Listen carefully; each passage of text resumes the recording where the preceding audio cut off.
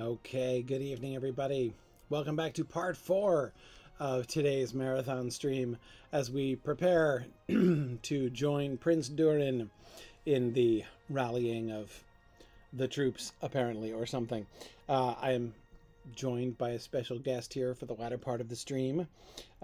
This is Pixie, who's, well, she's not really a puppy, but she's a very sleepy dog. So I'm going to let her sleep over here. Bye, Pixie. If you hear strange noises in the background, though, that is probably what the noises are from. Anyway, okay.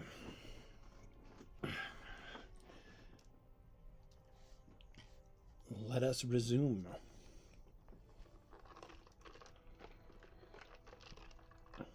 My rather ill wife, as I said at the beginning of the day, she's not well today, is asleep. So that is good.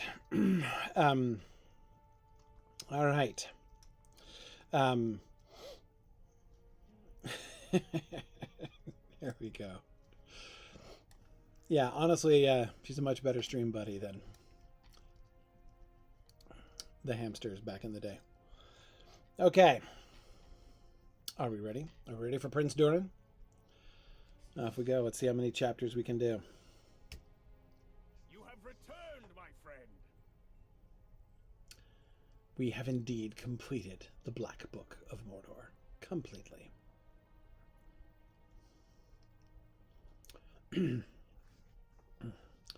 You have returned, my friend. I did not know when your adventures to the south might release you, but I am pleased it was sooner and not later. It is good to see you. Durin claps you heartily on the back. Then he lowers his voice and warily eyes the courtyard. Truthfully, things have not been going as well as I might have hoped. I have been trying to ease tensions among the dwarves that came to Scarhald, but it has not been easy. The Longbeards, Gelruka, and Stout Axes here all take exception with each other, even on trifling matters of little importance. All three of these dwarf companies suffered grievous losses at the teeth and claws of the Frost Horde under Karazgar's direction, but we have seen no sign of the worm since you departed. The Weeping Warrior himself has not reappeared in that time. Do you know anything about that, Wigend? But now it falls to me to get these dwarf clans working together, and that's no easy thing. Perhaps you can ask members of each family what they think I should do on their behalf. Stout Axes, Gelruka, and Longbeards up the stairs here at Scarhald are sure to give you their opinions on this subject, and it may help me decide how best to proceed. Okay. There we go. I just hope my voice holds out for adventuring with Prince Durin in the latter part of the evening here after already 8 hours of reading aloud. Okay, up the stairs. Talk to Kovo, Bornek, and Glowin. Glowin's here. Was he here before? Probably was. Okay. What do we have going on here? Oh, lots of side quests. Oh, there's Kovo.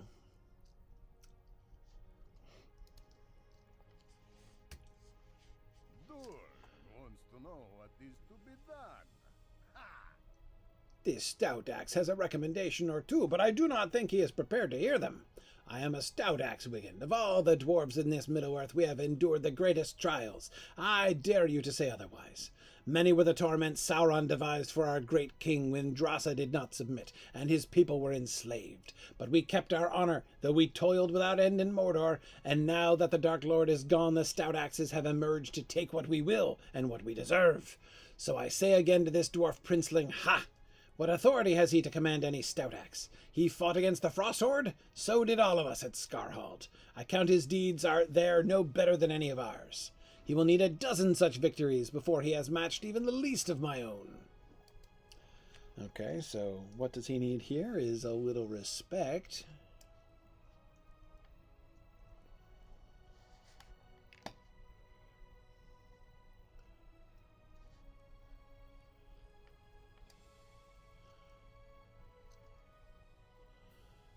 Okay, now the Gelruka camp.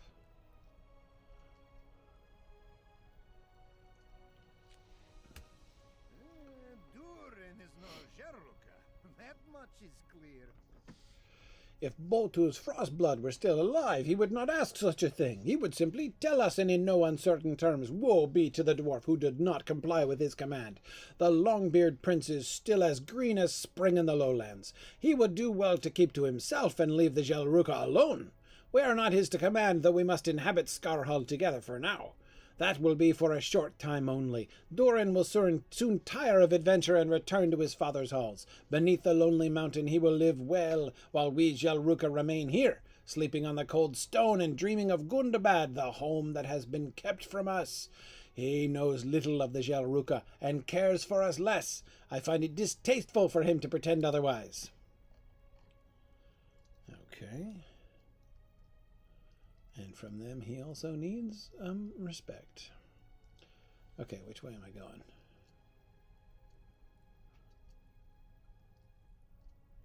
The Longbeards may go back on their word. Oh dear, that's not so good. I want to go to this lookout.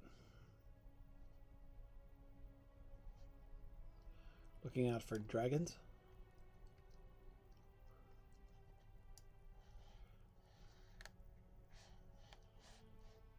Okay, what are we looking at? We're looking at... I don't even know what we're looking at. Huh. Is there a city in Wormcap? Or is that closer? There's another one on that little hill? Little one. Huh.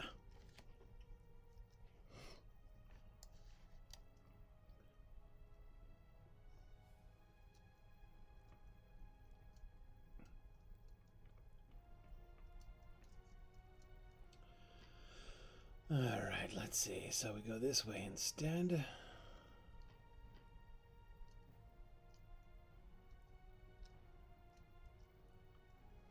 And find Glowin.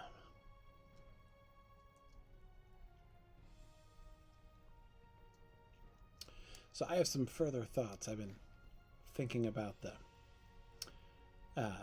Tyrondil quest, like that, you know, the epilogue story there.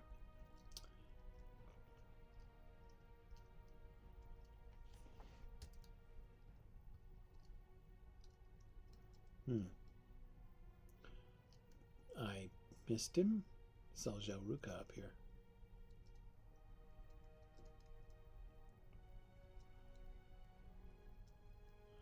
And we do seem to be going in fact, the opposite direction. Okay. What? Oh. Just went away? Okay, fine.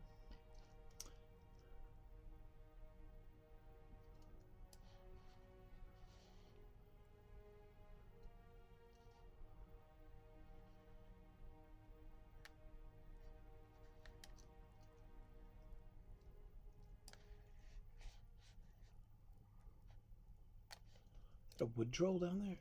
Yeah, it is.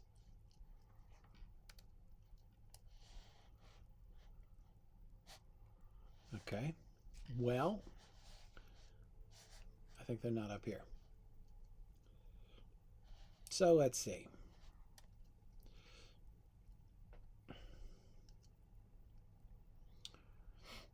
It's all Gelruka up top. Maybe the Longbeards are down by Prince Durin.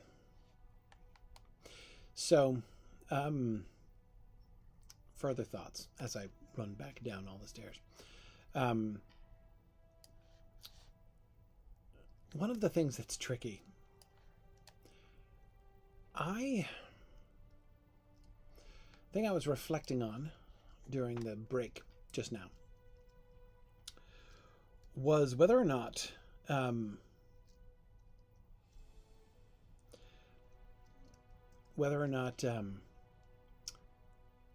there he is. It's right there.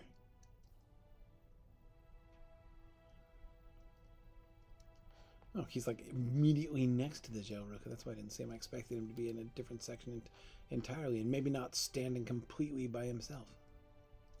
I love how Glowin's hood is still white. Strong work. Anyway, I'll come back to my thoughts. You and I belong here in the mountains. Court courting danger and unafraid. It seems we share the same affliction for questing, my friend. Most of my companions have gone home, satisfied with our adventures, but you and I belong here in the mountains. I know there is a place of honor set for me beneath a lonely mountain, but no matter how great the feast, I would still feel the emptiness in my belly. Only adventure can sate my appetite now. My son Gimli will discover this hunger runs in his blood if he has not already, but from your recent tales I know he has. You tell Glóin that Durin is seeking advice from the dwarves at Skarhald. I would tell him to treat carefully with the Gelruka and Stout Axes who have come here, for they are not his people and care little for Longbeards. Each of these kindreds defended Skarhald when the Frost Horde attacked, and each suffered losses, but there are fewer Longbeards here than Gelruka, and although the Stout Axes were few in number to begin with, it seems to me that more arrive every day. Durin must be aware of this. Let him keep the Red Axe near at hand.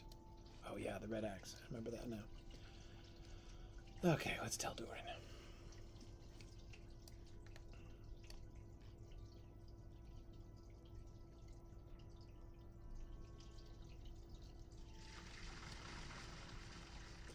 In brief, I've been talking a lot about filling in the blanks, because of course that's the kind of adaptation that LOTRO is, almost by necessity. The question is always, what blanks need to be filled in, and what do not, right? One of the ways, I think, to evaluate a particular piece of fill-in-the-blanks adaptation is, what do we gain? How much do we gain from the filling in of those particular blanks? And that can be true in a couple different ways, right? Is the blank better not filled in? Like, does filling it in detract, or does it add? And then secondly, how is it being filled in, right? Does the stuff that's filling it, does it augment or does it detract? Those are the kind of for me, those are the evaluatory questions. You can't ask the question, not directly ask the question, is it faithful to the original? Because the whole point, there isn't anything there in the original. But again, that's not the question that is being asked. So those are the things that I'm thinking of as I'm going through the, the overall. Complete each of the major storylines? No. I don't think I'll do that. Someday, Griffith will, but not me. Okay. All right. Yeah, that's a Griffith quest, not a Wigend quest. Was thinking the same thing. All right. What do you want? No. I'm good. Don't need you just now, Stable Master. Or maybe I do, but I gotta talk to Durin first at least. Are your tidings as grim as I fear they will be? Durin listens to your report of growing unrest among the Stout Axes in Gelruka, and of Glóin's concerns, and his face falls. He hefts the Red Axe thoughtfully. I came here too hastily, Wigend. Each of our peoples suffered losses when the Frost Horde attacked, but there were never that many loyal Longbeards at Skarhald to begin with. I only assumed command because there was no one else.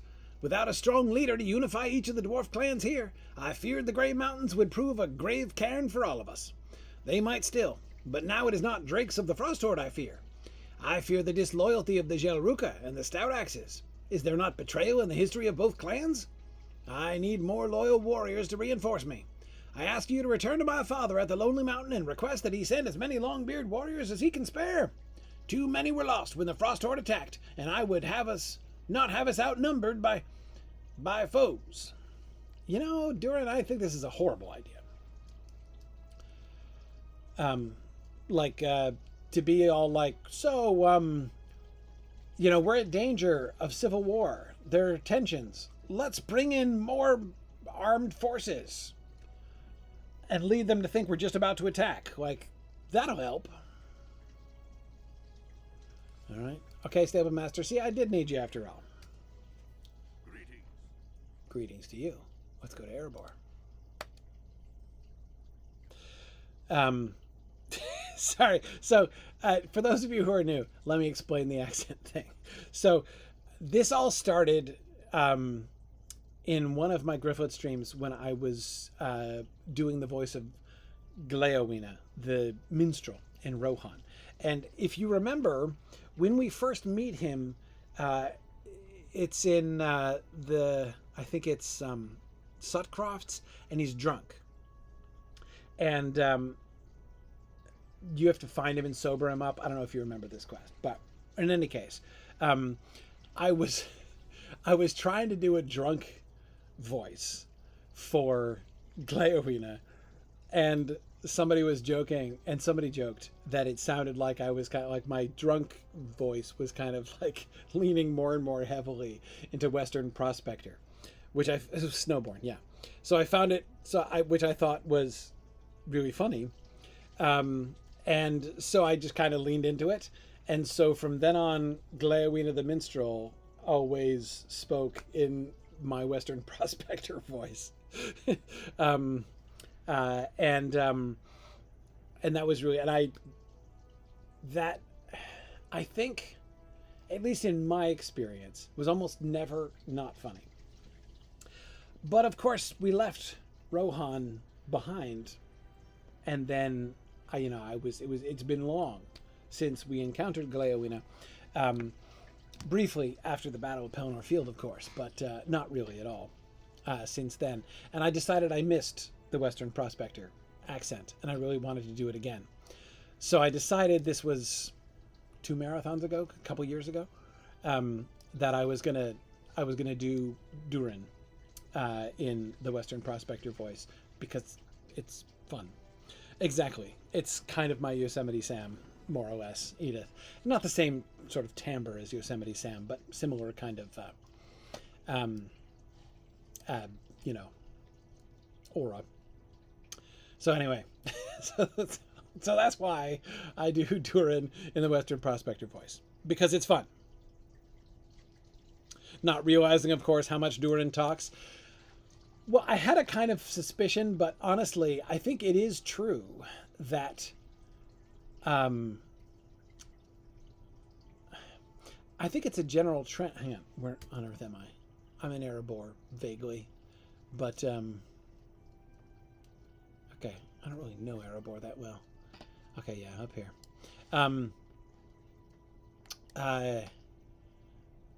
I think it's generally true, and it's one of my sort of comments on the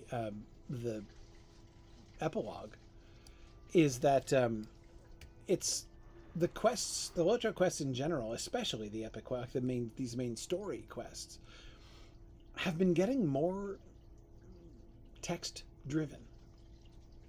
And oh wait, hang on, I'm not supposed to go this way. I'm supposed to go that way. Do I do that up here? Where am I? Where am I going? Where am I supposed to be? Huh.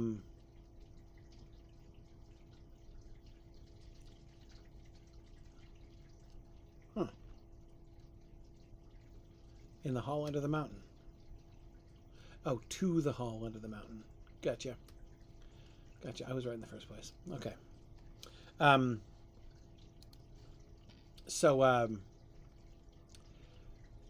Yeah, anyway, as I say, I think that it's noticeable that, which, by the way, in general, I quite like. I am delighted by this. Well, calling it a shift is perhaps too much, but I am delighted by the.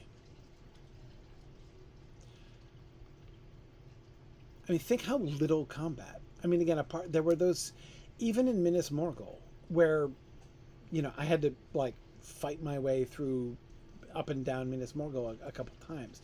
But even accounting for that, I did relatively little combat in that whole, I mean, or rather think of the balance between combat and, story and text in those adventures. And it's pretty remarkable, I think.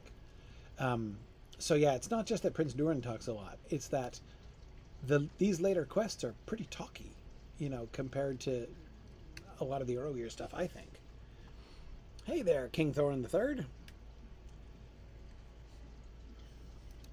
Welcome back, my adventuring friend. What news of my son? What news do you bring of Durin? Has he brought to heel the Jelruka that traveled without leave across my lands? I do not like this at all. Not every dwarf clan is good-hearted, and treacherous, wicked dwarves have troubled the Longbeards throughout history. Our cousins in the Blue Mountains could speak at length about the exploits of the villainous Dourhands, and theirs is not the only name of ill repute. Durin will have his reinforcements. I will command the assemblage of a Longbeard army the like of which has not been seen in 70 years. Do you think this is unnecessary? I assure you it is not. I will not allow my son to be outnumbered by Jelruka or Stoutaxes. The Jelruka have long quarreled with my people, and the Stoutaxes could not have remained thralls to Sauron for so long without it affecting them deeply.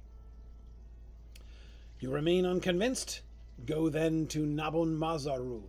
Nabgun Mazaru, the home of Stali the Hewer, southwest of the entrance of the dwelling halls, and ask him about the Grey Mauls. Then you will see the importance of caution, even among dwarves. Especially among dwarves. Okay.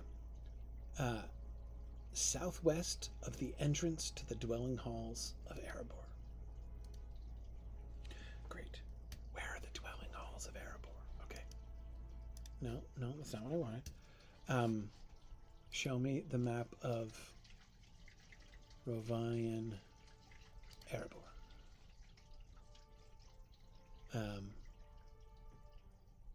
Okay. That's something to work with anyway.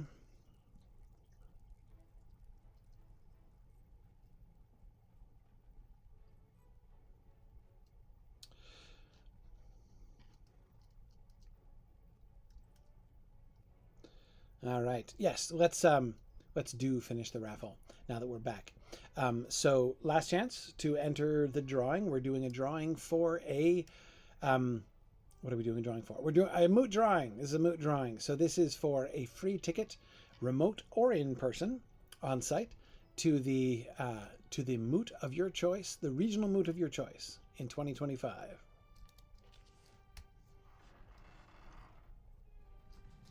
Oh, hey, Sam. Welcome back. Gosh, it's still, well, I guess it's early for you. Or late.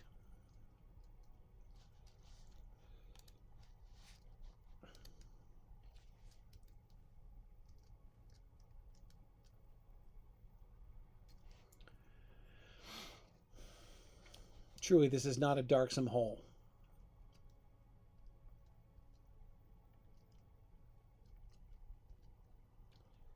Okay, he said southwest of the entrance.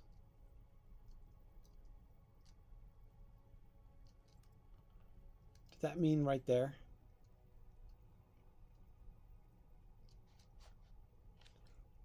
No.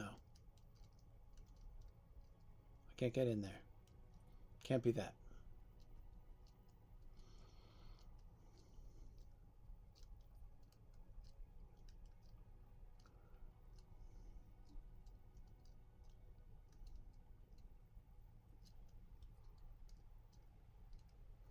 No, that's where the goats live. So let's see, maybe down here.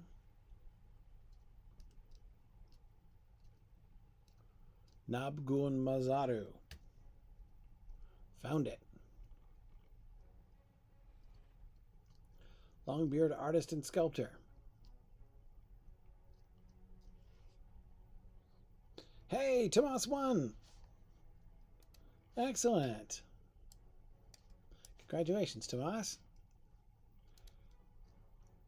Okay, Stali the Hewer. Welcome to Nabgun Mazaru, stranger. Are you a patron of the arts? I must confess to you that my hours are quite full, and with a number of half-completed works already. If you desire a painting or a statue, perhaps to decorate your home, it will be some time before I am able to get to it. With that understanding set forth, what would you like? You tell Stali that King Thorin did not send you to him with the task, but for information on the Grey Maul dwarves. The Greymals. Why should they occupy his thoughts? Better to forget they ever existed, lest you doubt the decency of your closest friends in your family. But I will not disobey my king. Disobey the king under the mountain, and I will speak of them to you. They were ancient dwarf traitors in the First Age, who rebelled against Durin the Deathless, father of the Longbeards. Their leader was named Motsog, and he led the Greymals in a bloody uprising against Durin. For a time, the Greymals ruled Durin's holdings, but it did not last. Durin returned, like he does, and put Motsog to death, and the rebellion was quelled. I have been restoring a mosaic of this very event, if you would like to see it. Sure would. It's over there, against the wall. It was damaged during the residency of Smaug, and once I have finished repairing the stones, I will return it to the hall where once it stood. It will once again serve as a reminder that treachery is always rewarded with justice.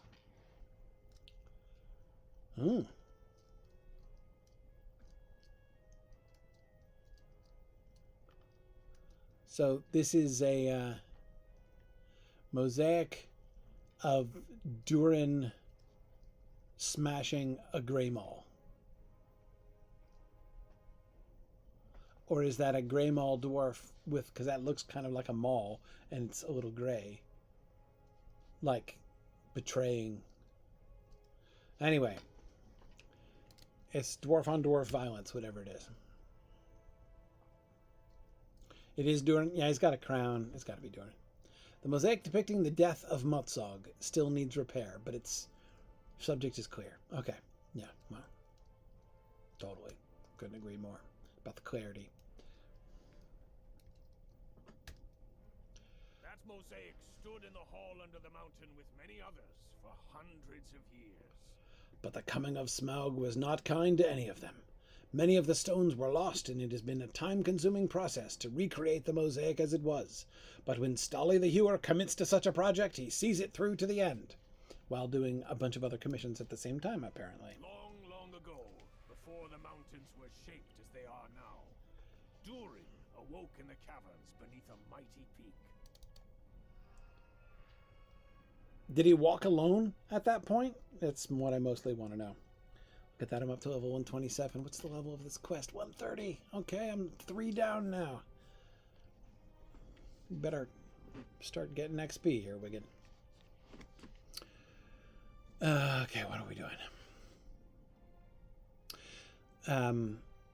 Durin awoke in the caverns beneath a mighty peak that joined 2 great mountain ranges of the north. He looked to the peak and gave it the name we have revered ever since, Gundabad, the mountain home. The fathers of other dwarf clans began to awake elsewhere in Middle-earth after that in pairs, but he had awoken first of all the dwarves, and alone, and we revere him as the father of the Longbeards. We are Durin's folk, and our claim to these lands springs from he who first awoke beneath Gundabad. In time, other dwarves awoke to accompany Durin, and to serve him, but his closest friend was a mighty warrior who helped delve the great halls beneath Gundabad. Legend tells us this friend was also the first dwarf to brew mead, and later ale, but do not think so well of him. It was he who would take the name Motsog and lead the Greymals in rebellion, but that was still some years away. The servants of Morgoth in those days were a constant threat, and together Durin and Motsog fought bravely to defend the mountain home from them, but Durin grew restless. He desired a place where the Longbeards might know peace, and so he set forth in search of such a haven. He named his dear friend Motsog the Lord of Gundabad, a decision he would come to regret, and departed the sacred mountain. Do you see the statue there? It was one of my first pieces, and dare I say one of my finest. I hope to capture some small portion of Durin's majesty as he set forth on his journey to what would become the site of treasured Khazad-dûm. Oh, okay. There you go. It's modest. Highly detailed, though. I love his little beard braiding. The beard braid wrap thing tucked under his belt. That is sweet.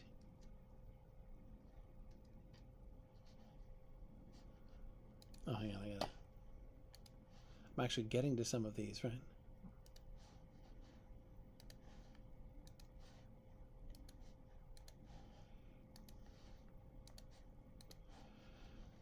Okay, all right. Oh, what's this? A title? Master of the book? Okay, right, good. Makes sense. Okay. Where did the dwarf mothers wake up? In 6 other places. Durin is the only one who woke up without a mate, it seems like. Question is, where did he get his mate? As you've got to think, whatever clan contributed Durin's wife has some claim, right, in the Longbeards. Okay, here we are. We're looking. We're examining. The statue of Durin is quite impressive. Stali is more skilled than he is modest.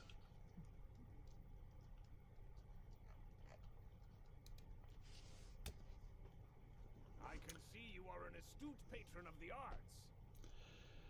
I agree that I have done an excellent job of capturing Durin's heroism and majesty. Stali beams at you. You have clearly won him over. Durin the Deathless he was called, for he possessed a great span of years, and it seemed he would not die. It was not so, for death comes to all, even to the very greatest of dwarves, and yet we Longbeards believe that Durin comes back whenever the dwarves have need of him, reborn into a new form. It is true. He has come back to us 5 times during our long history, and we therefore count each Durin in a single line, from Durin the First, who awoke beneath Gundabad, all the way to Durin the Sixth, who perished in Khazad-dûm to shadow and flame. Some folk believe that the son of King Thorin Stonehelm may prove to be Durin the Deathless reborn, a 7th Durin to lead us into the future. I hope it is true, Wigend. I have been planning a statue of him, and it would be a shame for that work to come to naught, but I have spoken too long already, and should get back to my endeavors. Return to King Thorin with my good wishes. Again, see, notice how, like, every quest in this whole volume so far has just been go to talk to people and hear, like, stories.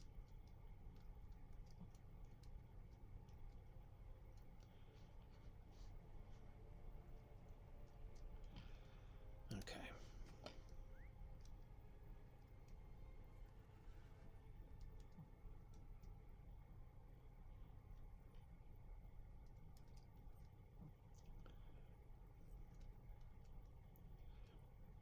Maybe Durin's wife was a hobbit. Sam, hey, you know, those Harfoots. I'm just saying.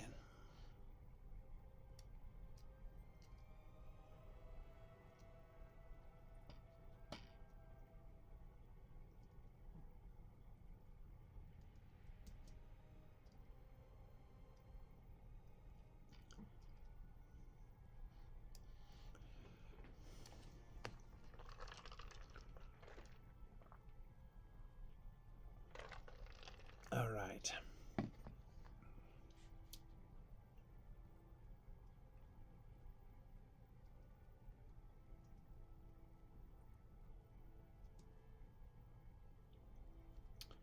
Yep.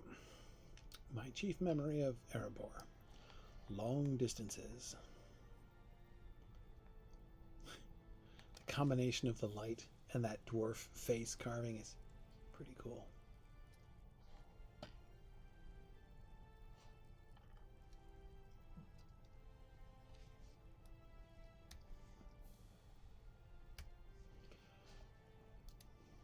Stali spoke to you of Motsog and the Grey Maul Rebellion?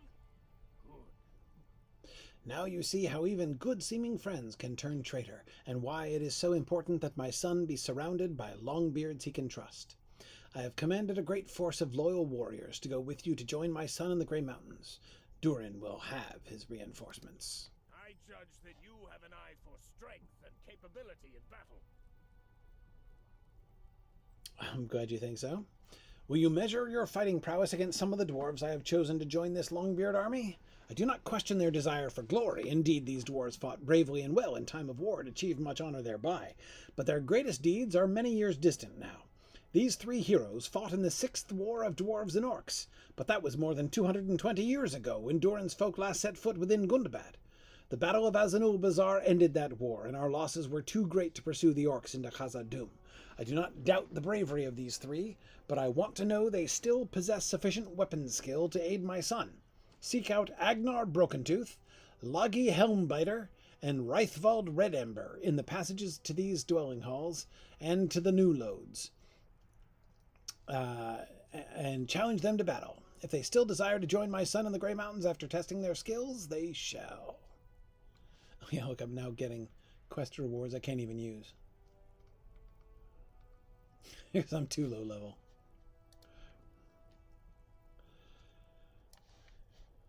Okay.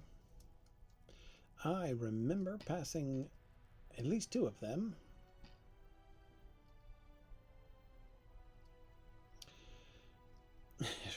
So yeah, the War of Dwarves and Orcs, JJ is surprised that it was only the 6th of the Dwarf-Orc Wars.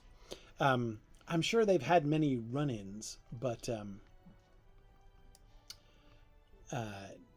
you know, only 6 formal wars, I suppose.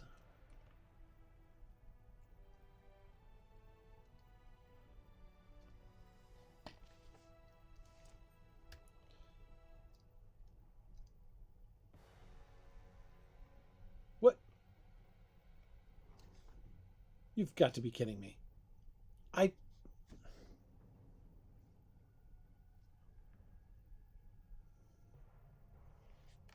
Unbelievable.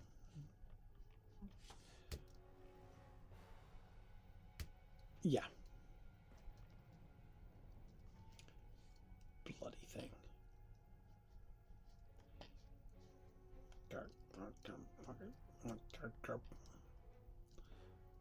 Where's the stable master?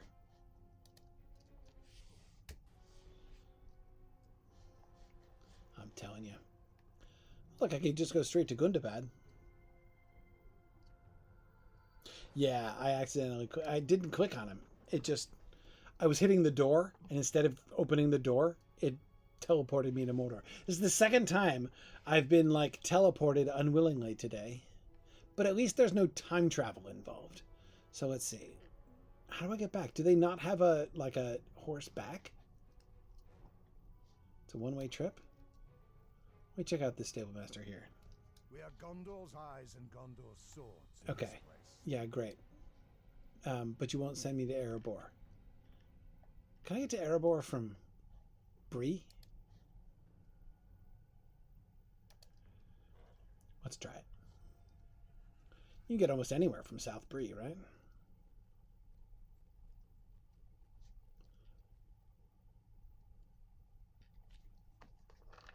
Crying out loud.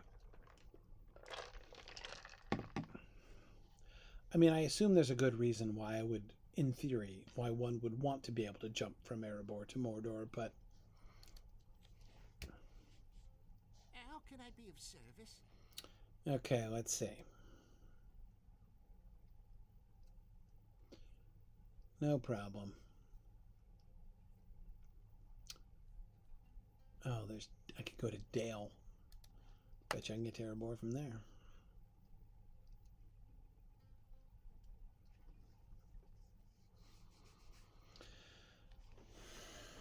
Whatever.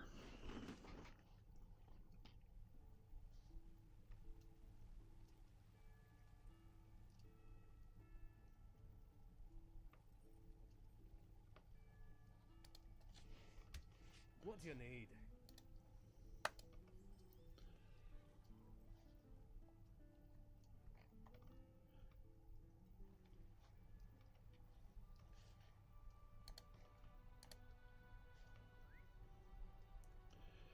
Well, the one guy I wanted to talk to, I think, was right by the door anyway here, so. Let's see.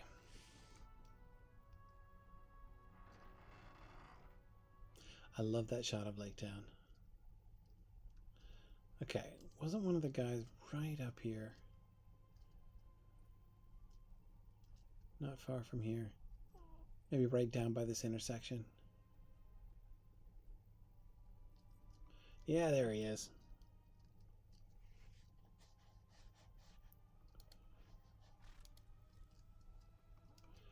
I knew I saw you. Hey man, you don't look a day over 250.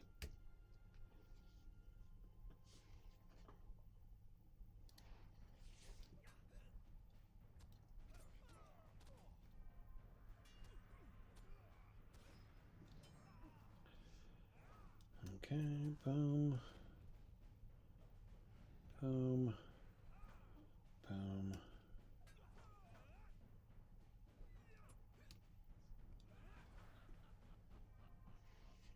You are content.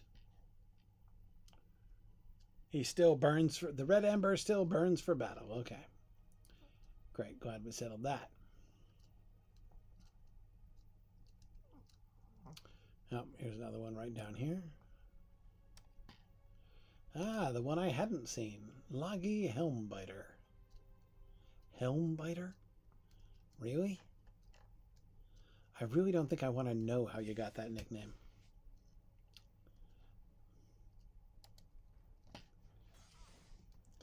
You test your strength every day?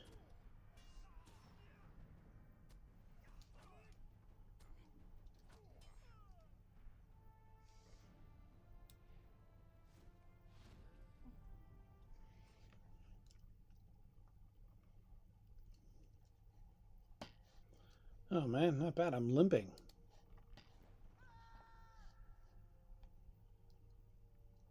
Okay, still got my XP going.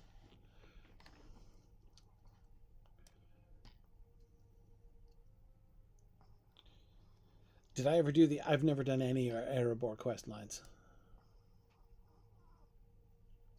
None at all.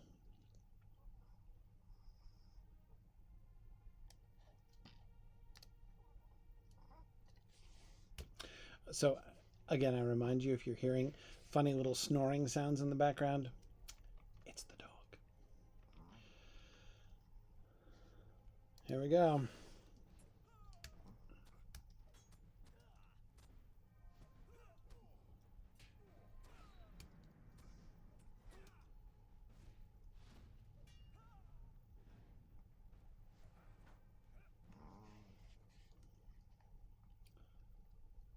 Okay. Now I talked to King Durin without accidentally going to Mordor. Yeah, no, so yeah, I've never... so, again, remember, basically, you can measure my progress by the 2 characters I stream on. This is my highest level character of all. And he's only done the epic ever since, gosh, I don't even know when. Gondor, maybe? Earlier? He's been doing epic only for a long time. And then there's Grifflet that I play on every Friday afternoon, or most Friday afternoons. And he's up through Mordor, through Udun in Mordor. And he's doing all the quests and all the storylines, but I haven't gotten any further than that. He's 11D1, level 11D1 now.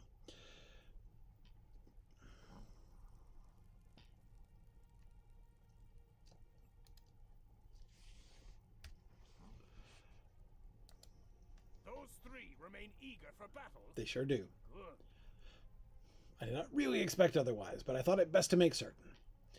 Okay, may their greatest heroics remain ahead of them in service to my son Durin. Okay. Alright, well I can't put it on yet, but... Bring my son this mighty force. You will automatically travel to Skarhald with a large force of Longbeards when you accept this quest. Okay, I consider myself warned. Go now to the mountain fortress where awaits my son. Bring him this mighty force and tell him his father knows he will bring glory for the Longbeards for so long as there is glory to be had. Okay.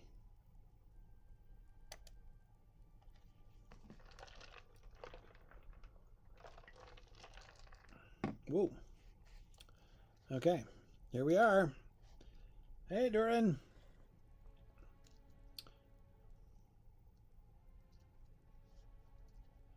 There's glowing. Oh, I'm supposed to talk to Mirkus. Okay. Hey, Mirkus. Why have you brought all these Longbeards here? I didn't think it was a good idea, frankly. I am offended to see so many. The Jalruka were offered a home in these mountains, but now it seems Durin's folks think to once again stand in the way of that offer. What other meaning can there be for this great force? The son of Thorin Stonehelm thinks to cheat my people of the lands that we were promised. Yeah, so Glóin, this was a horrible idea.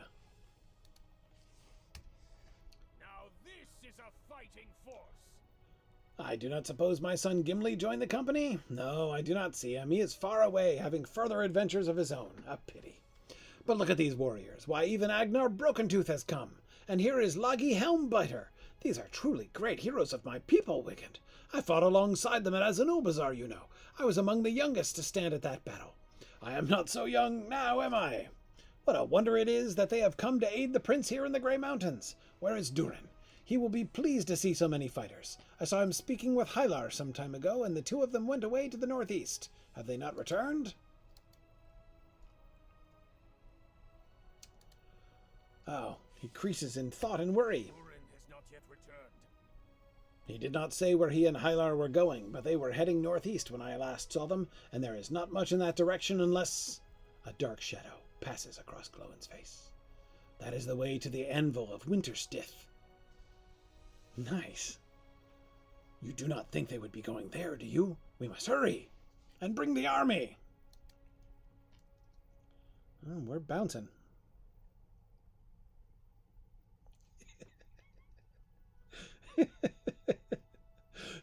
Helmbiter, there's someone who made the oath that ends with, or I'll eat my hat? Yes, presumably so.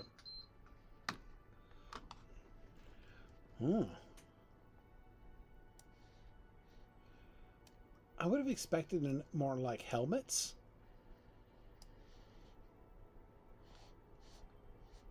So where are we? Oh, up by the anvil.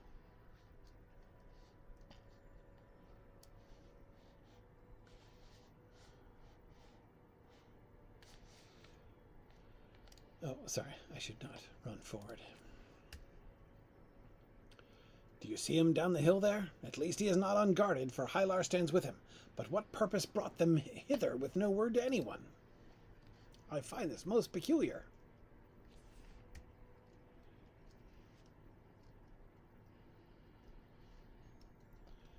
He appears to be unharmed. Unless he's frozen in place. Happens, you know. Ah, there is no cause for worry.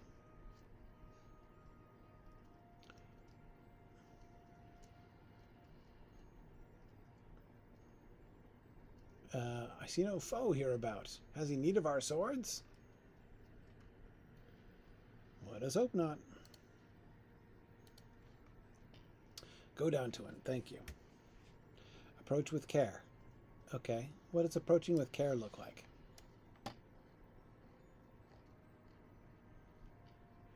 I won't do a brutal charge. How about that? He said he heard something. Okay.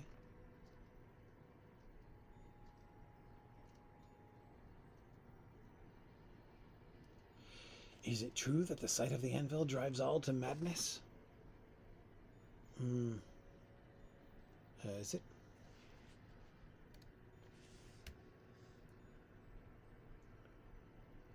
Is someone there? Is someone there? Wigend, when did you arrive?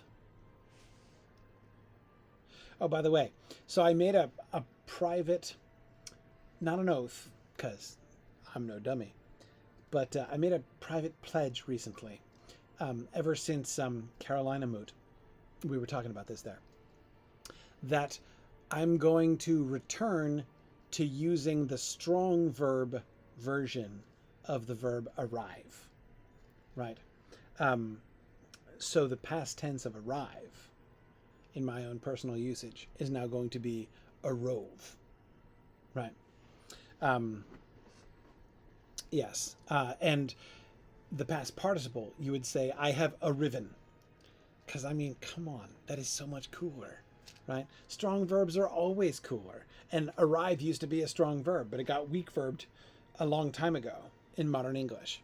So I want to return to the strong verb there. So I'm ready, Draw Snake, to do the voice a lot. This is Winterstith? What am I doing here?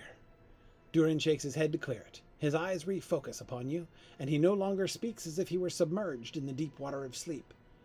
I remember leaving Scarhold and calling for Hylar to accompany me, but my purpose for doing so has fled. It seemed so clear to me, like the great sheet of ice before us, but now it is clouded over and hazy. It is lost to me. There was a voice, that much I do remember. It drew me here. If you had not disturbed me, I might have learned what it wanted. You remind Durin of the need for caution. Hrimil Frostheart dwells somewhere beneath the ice, sealed within the anvil of Winterstith, and the speech of dragons is known to have a strange power. Do you take me for a fool? I would have known if this was dragon speech. It cannot have been the voice of Hrimil, Wigend. No, I think it was something else. Many are the dwarves, Longbeards, and Jelruka alike, who have reported a fascination with the anvil throughout the years. Many of them were kings.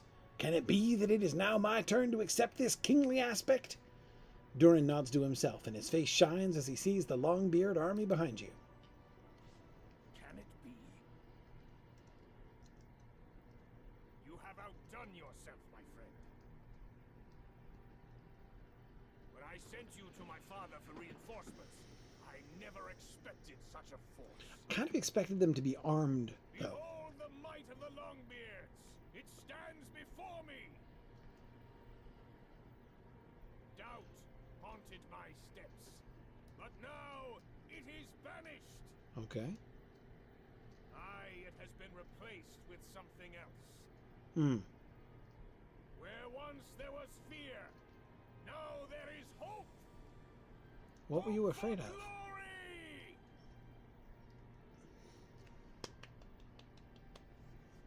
I heard a voice beyond the ice. Okay.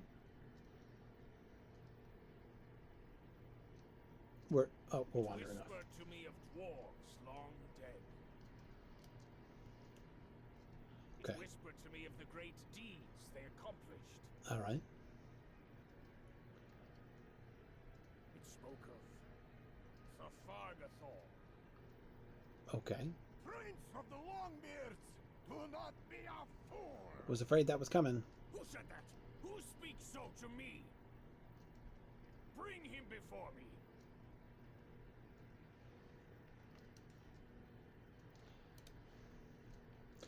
I don't know that I would, like, the first thing I would say upon greeting, like, the army to come to me to be like, so, I've been hearing voices, and this is what the voices tell me.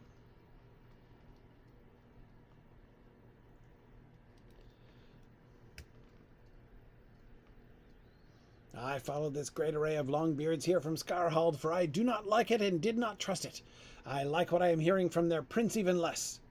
You need use no force, Wigend. I am of the Jelruka and fear nothing, neither man nor dwarf, nor do I fear kings or princes such as he.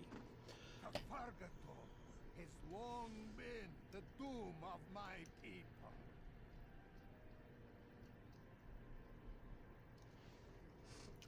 Do not let it become yours as well, Longbeard. Yeah. I, Jelruka. It is not my turn to seek the citadel. Okay. See you this force? Uh-huh. See you this mighty Longbeard army? Most without helmets, yes. I have my eyes set upon a greater prize.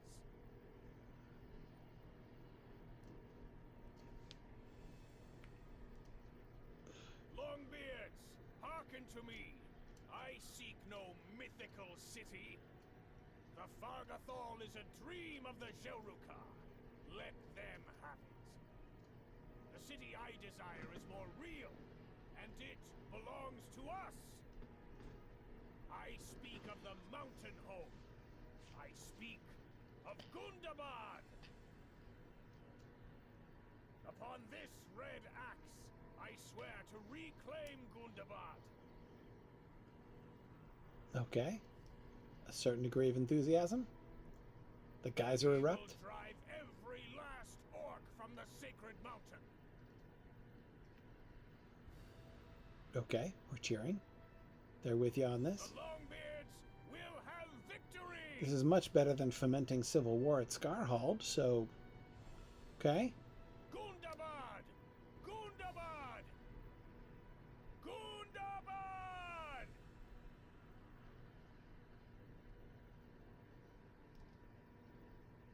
I do not like it, Wigend. I fear the prince's words on this day will echo throughout the mountains until they reach unfriendly ears. Who can say what evil might be done as a result of this Longbeard's newfound course? I'm not sure I'm tracking with you there. I mean... So are we just going to leave the voices behind, though, Duran?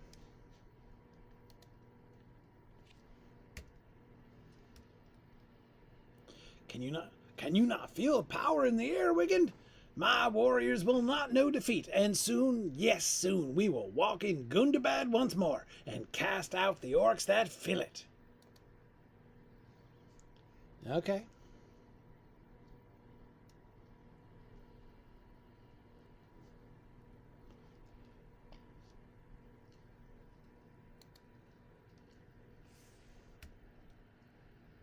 At last, I know my purpose. And with this army of Longbeards at my back, I cannot hope but to achieve it. Cannot hope but to. That's a fascinating construction. Gundabad awaits. Okay. Gundabad awaits. My father's reinforcements have brought their own weapons, but they will not be enough.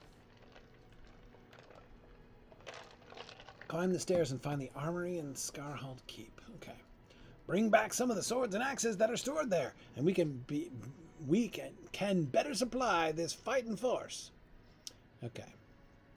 The armory inside Scarhold.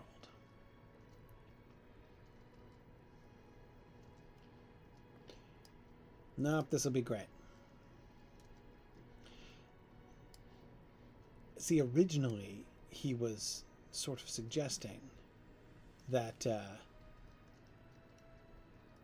we go. He was suggesting that he bring in an army of Longbeards to reinforce his debates here within Scarhold. That's what seemed like a super bad idea, but oh, hang on a second. Got the wrong way. Stairs over there. Here we go. Come on now.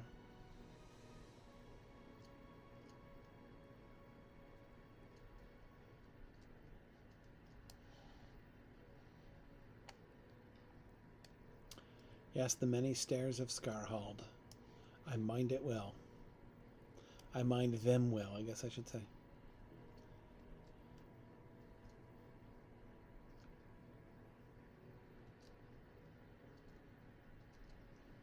Can I get in over there?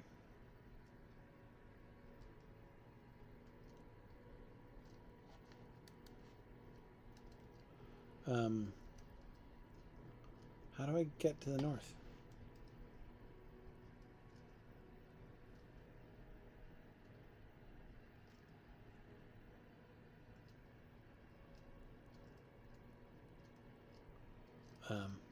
No.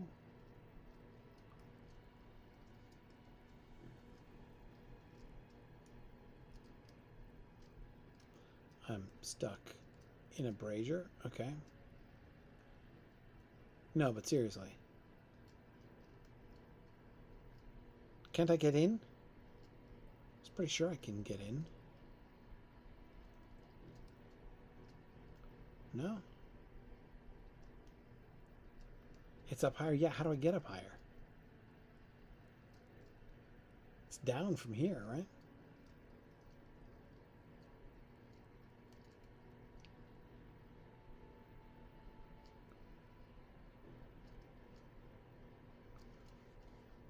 How is there more up from here? I can't get in. I thought I got in, no?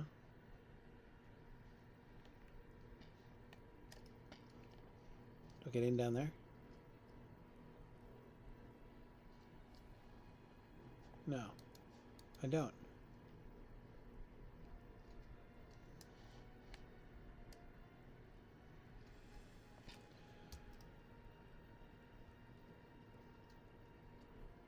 Okay. I guess I don't remember Scarhold as well as I thought I did. I can't go up there because that's a dead end, right?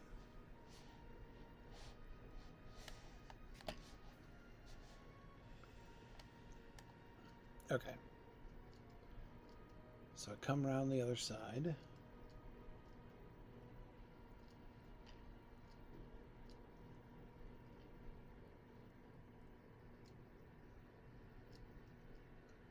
Ah. Ah. Oh.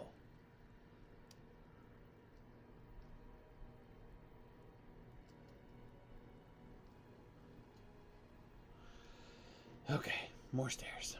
We found them.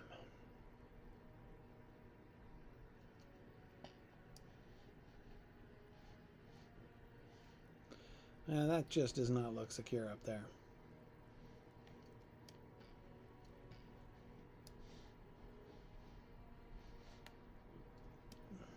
Did I come up here? Must have done, I suppose, but I don't really remember this part. Oh, wait, I vaguely remember this landing.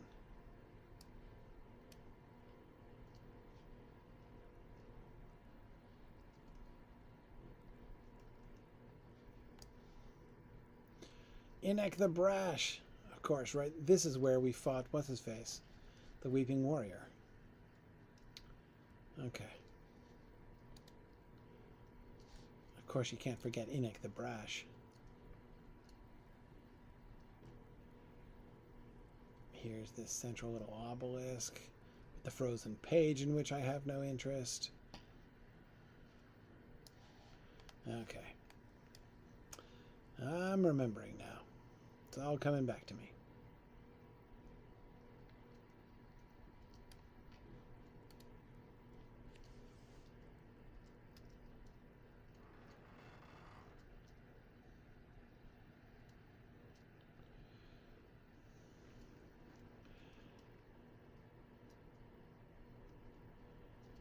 Okay.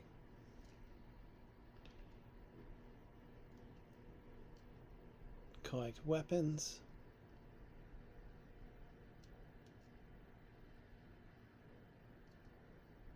Am I in the right place?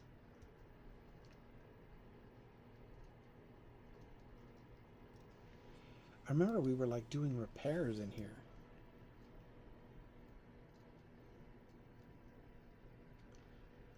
Right, it's the throne room.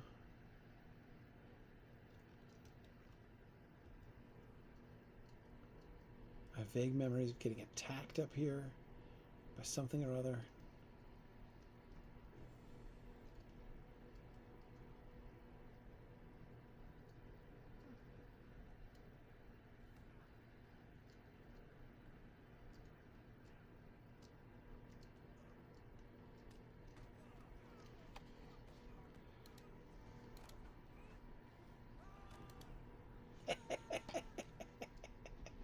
That was awesome.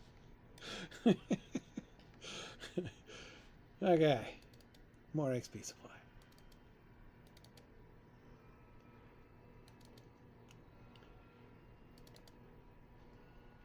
Okay.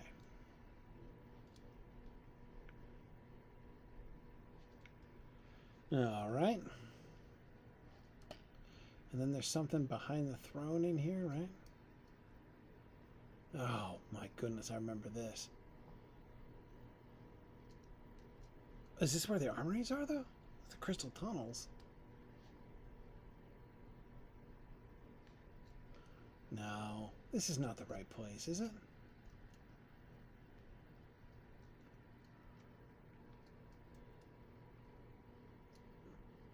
Yeah. Okay, but I remember this, though. We discovered this place, and it leads to like a secret back way. And this is all when we were looking for the red axe and whatnot, and vague memories abound. Okay.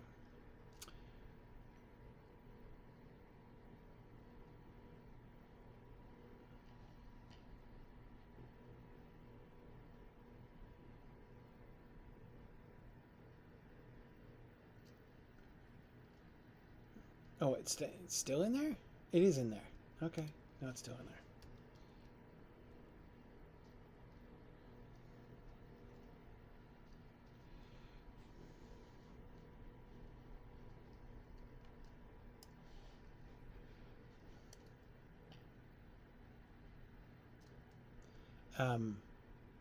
Where is it then?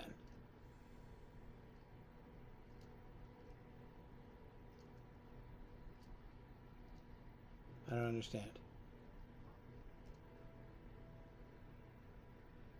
Is it off to the sides up here?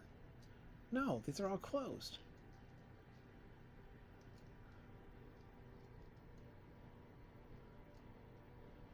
Okay, no, they're not. Can I, like, completely destroy this quest or something?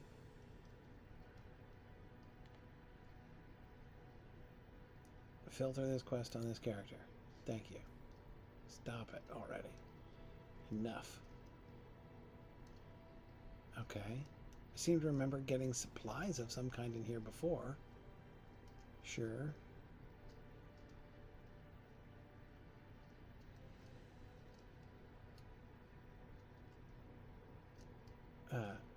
Okay. Whew. Jeez. Okay. Pick the queen by person or persons unknown.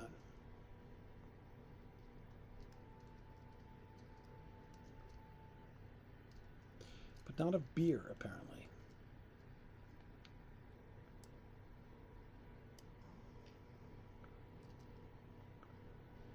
Emptied of weapons. What do you say, Tomok? You are looking for weapons? You'll find none here. Several parties of my people armed themselves with swords and axes from the armories here, and set out into the mountains in search of the remaining drakes of the Frost Horde. It is a proud tradition of the Gelruka to hunt such creatures, but I might have advised against it had I known an army of Longbeards was soon to arrive.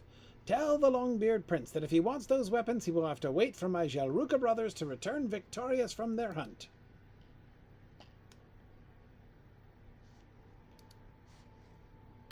Would I use a mithril coin to not run down all those stairs again? You betcha.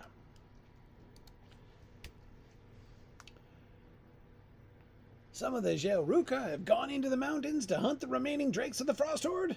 I would say to let them go in good riddance, but we need those weapons. You had better go... have gone to hunt the drakes? We need those weapons. That was delayed. You had better go after them, Wigend, and save them from their own foolishness.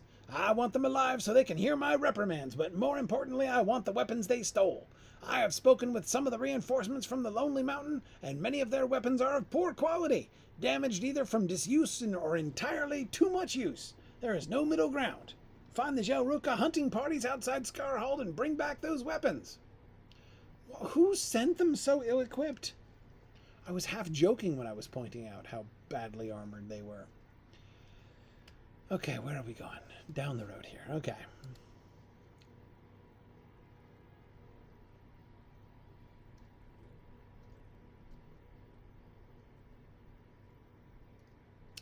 Yeah, I mean, I guess it is kind of a...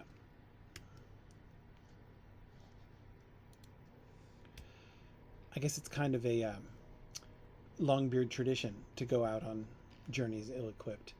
I think I'm done with Echad Uyal.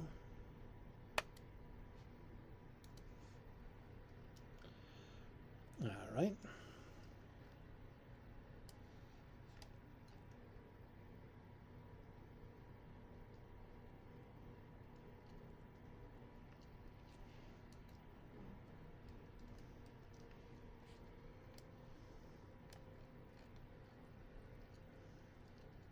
So we're going to go back down this road, and we're going to take a left.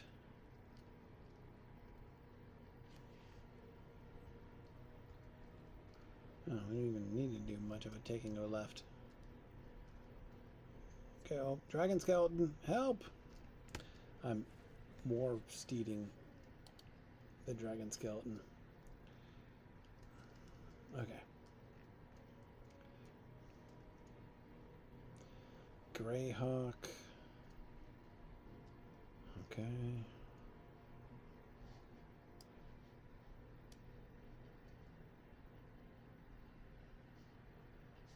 What's this quest called? A proud but dangerous tradition. Okay. Well, they're all grayed out because those are 117. I'm exactly 10 above them.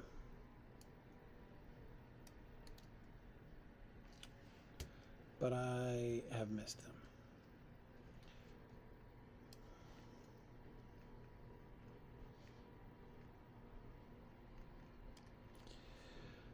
Hey there, Mithrin Worm. Have you seen a party of ill-advised but very well-equipped dwarves passing this way?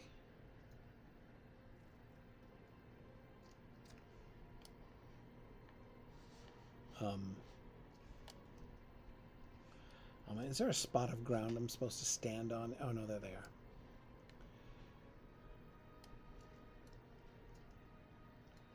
Hey guys. Sound the traditional drake hunting horn and help us slay whatever answers the call. Sure. Sounds like great fun. And the three of you made off with the weapons of an entire army? Is basically what happened here?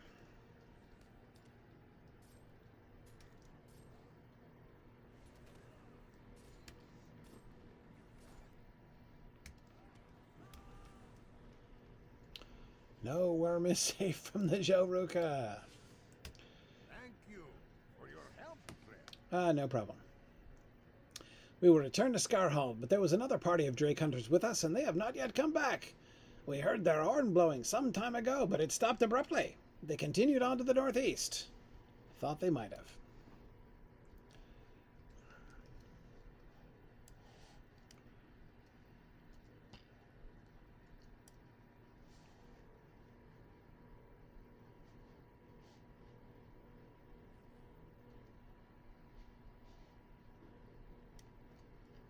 Okay.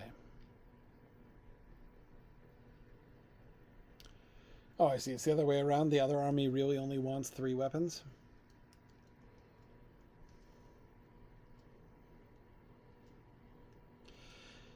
Man, you know how many... Even though I haven't been here in a while, like, you know how many different quests have brought me up this valley here? So many. I feel like I've been up and down this a billion times. Okay. Oh, there's a young cold drake who does not care anything about me.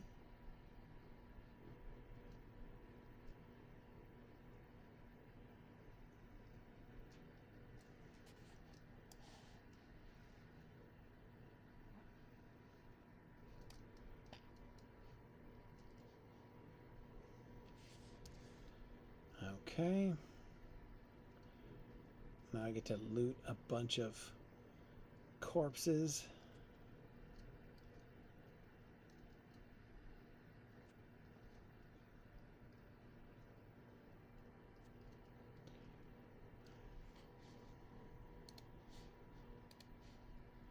All right.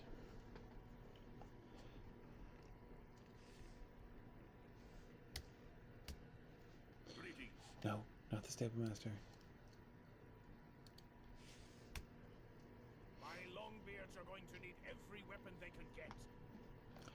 And I do not appreciate these Zelruka raiding the armories without notice.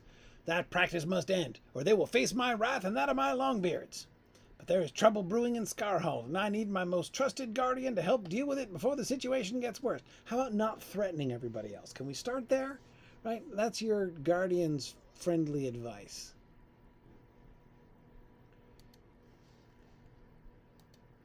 While you were away, a brawl broke out on the upper level. No. You shock me.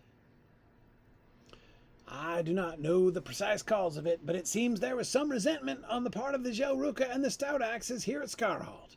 When I climbed up to investigate, the matter had been resolved, but even as Durin speaks, you hear shouting come from up the stairs. There, you hear them? It appears nothing was settled after all. You go find those unruly dwarves and get to the bottom of this, Wigend. Perhaps they will listen to you. If they do not, well, we will swing that axe when we get there.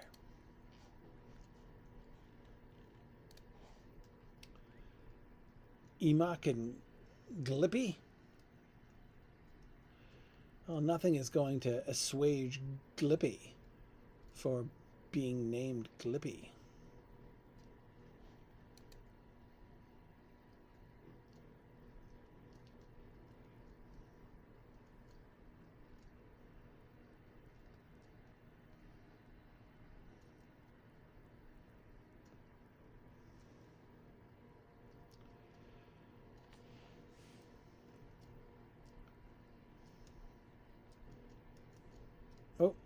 There they are.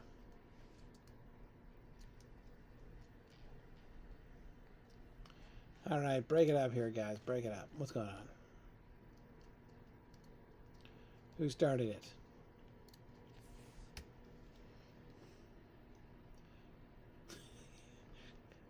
Oh, you're not Glippy. You're Gilpy. Fine. Calm down, Glippy.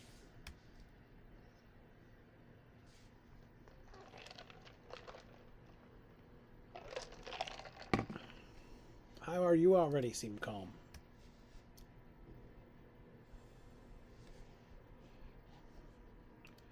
What's your problem, Velko?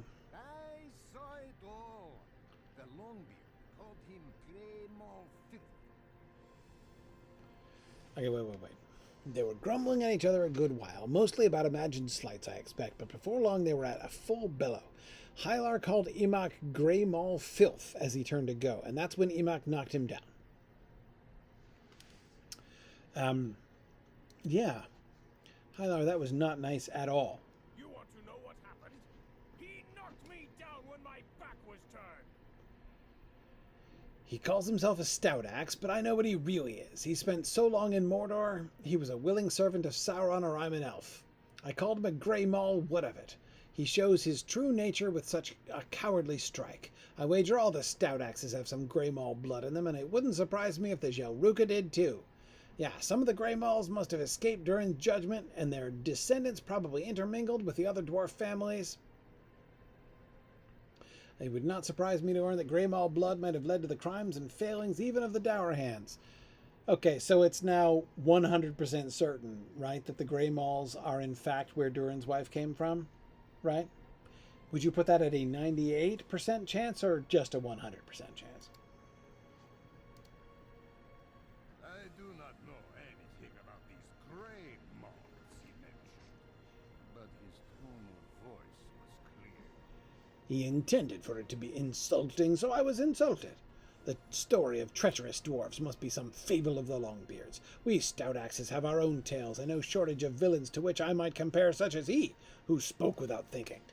He would do well to remember the force of my punch, for if he says anything of the sort to me again, he will face my fists once more, and this time I will hold nothing back.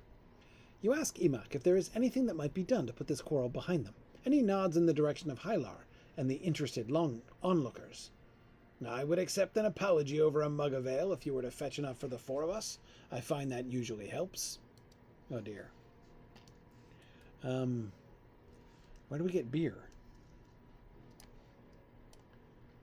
Oh, well, there's a clean enough mug, I guess. Is there beer in it? Yep, it is true. Alcohol almost always helps to diffuse a tense situation. It's well known. If people are like belligerent and short-tempered, the solution to that problem is generally booze.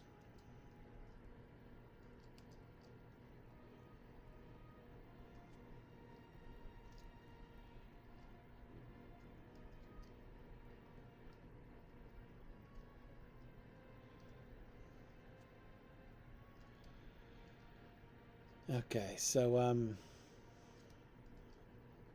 now where do I draw the ale?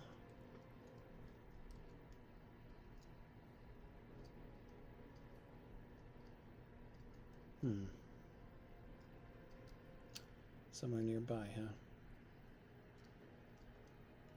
Ah, there it is.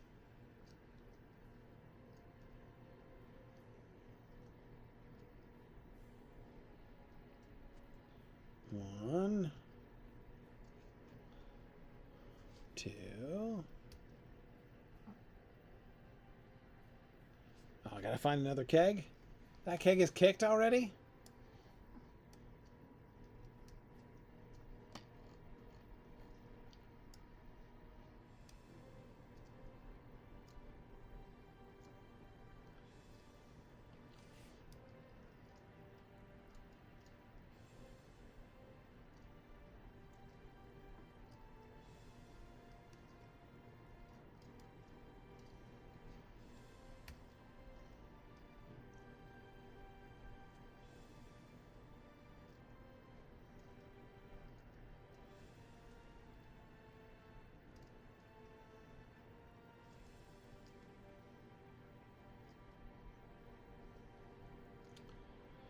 Okay.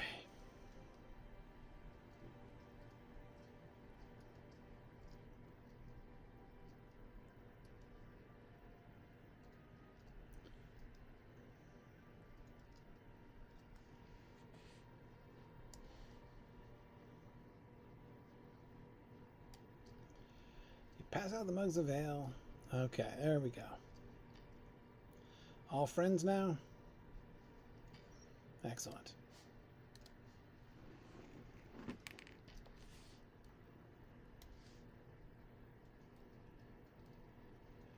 You were able to smooth things over with the quarreling dwarves. I expected no less.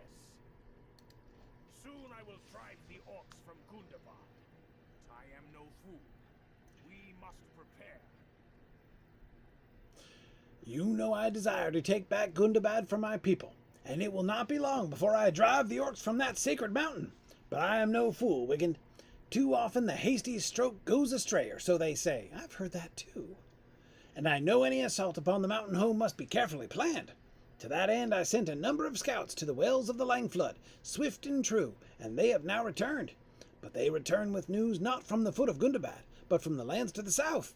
They bring word of a raiding party set loose from Gundabad upon the inhabitants of Mist Hallow and the Floodfells. There are few enough of those, but if the orcs move in those lands, they will trouble any army that seeks to advance upon Gundabad. Someone must deal with this raiding party. Do you know something? I believe we might solve two problems with a single stroke. Why not send some of the troublesome Gelruka or Stout Axes to confront this raiding party? They will realize their true quarrel is with orcs, and during their absence some measure of peace may return to Scarhold. Oh yeah, why don't you send them away and make them feel that they've been displaced again? This is a great plan. What were their names? Emac? Venko? Bring them the news of this task and invite them to adventure on behalf of their people. Good, good. Yeah, This is excellent.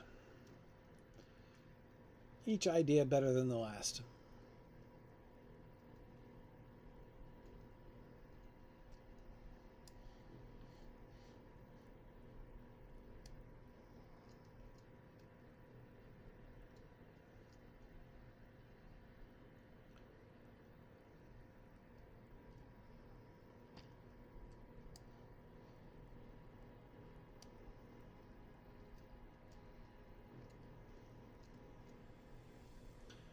Okay, Emak and Venko.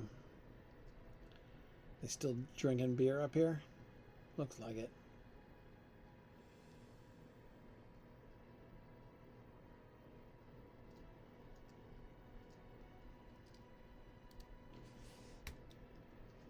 Good. Expects us to go in search of this raiding party from Gundabad? Unfortunately, that's what I'm saying. I cannot fail to notice that he has charged a Stout Axe and a Gelruka with this mission, rather than any of the large number of his own folk that have come to Scarhold. I find that most curious, Venko, do you not? I believe the Longbeard Prince is seeking to get rid of us. Durin wants us to face a raiding party from Gundabad. I See the workings of his mind. And I tell you, they are not as subtle as he thinks them to be. If Emac and I prove victorious against these orcs, then the few folk who live along the Langflood will be made safer, and if we do not, well, Durin has only lost a Stout Axe and a Gelruka in the effort. He will not mourn us over much, Emac, will he? In the interest of setting aside our differences, I will do as Durin requests if Emac will do the same. I will venture to the wells of Langflood in pursuit of this raiding party with two conditions only. The first is this: you must come with us. You are a close friend of the Longbeard Prince, and he would not send you into danger without reason. If you were to perish, I believe he would be aggrieved. So I ask that you come with us in search of this raiding party. My second condition is that Durin send a Longbeard as well. Why should Stout Axes and Gelruka go into danger when Durin's folk remain behind in safety? Those are my conditions. Okay. Let's see.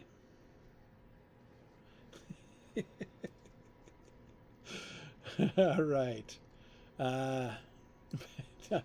I'm skipping the stairs every time. Okay. They will only undertake this errand if you go with them. Oh, come on. You didn't see that coming? This is outrageous. No one else has assumed the mantle of leadership here at Scarhald, and I do so only unwillingly. But if I make such a command as this, it should be followed, and without question. These dwarves will cause only trouble for me and mine, and if I want them well away from Scarhald, then away from it they shall be, without negotiation. But what is it, Glowen? You have something to say?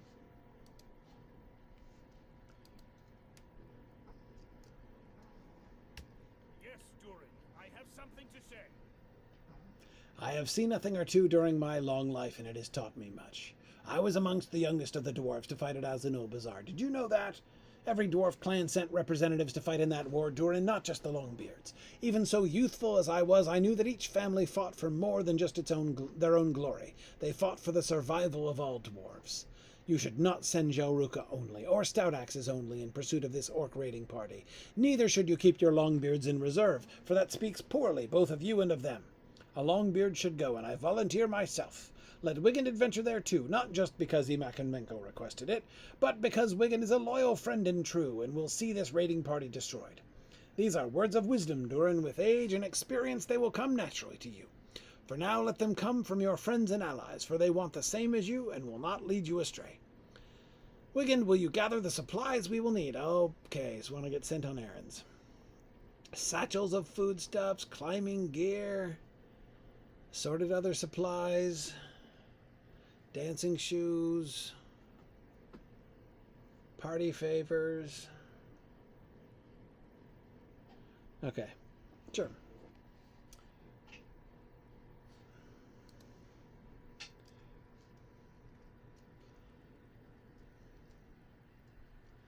Yep, Wigend not skipping leg day here.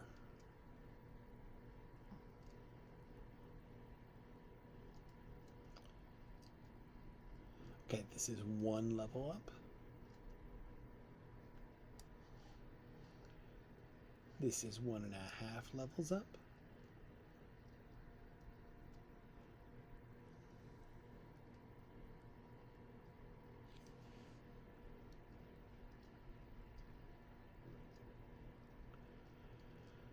Alright, I'm just going to steal this bag of camping gear if y'all don't mind.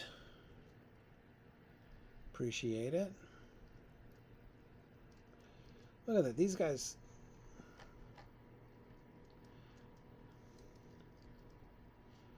These guys look like they've just escaped from Santa's workshop.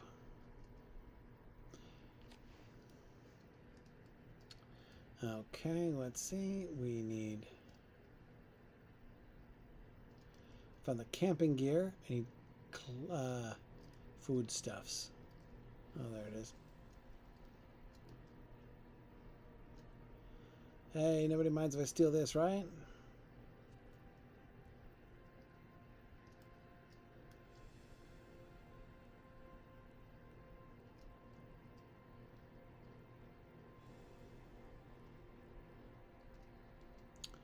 All right, climbing gear.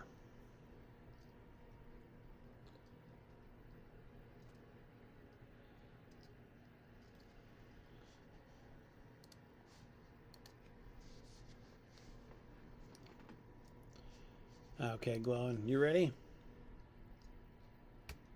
You found the supplies for our expedition. Very good. At a young age, I learned the importance of preparing for a journey, and my appreciation of such preparation has only increased. That's gotta be a joke, Glowin, right? Do you think this is a joke? This is a Hobbit joke? You think? That, I mean, I'm just thinking about how comically unprepared Thorin and company are for almost everything. Anyway, okay. I spoke to Emak and Venko while you were gathering, and they said they will meet us at the pass. Oh, yeah. Great. They believed their conditions would change Durin's mind and keep anyone from seeking out this raiding party. Okay.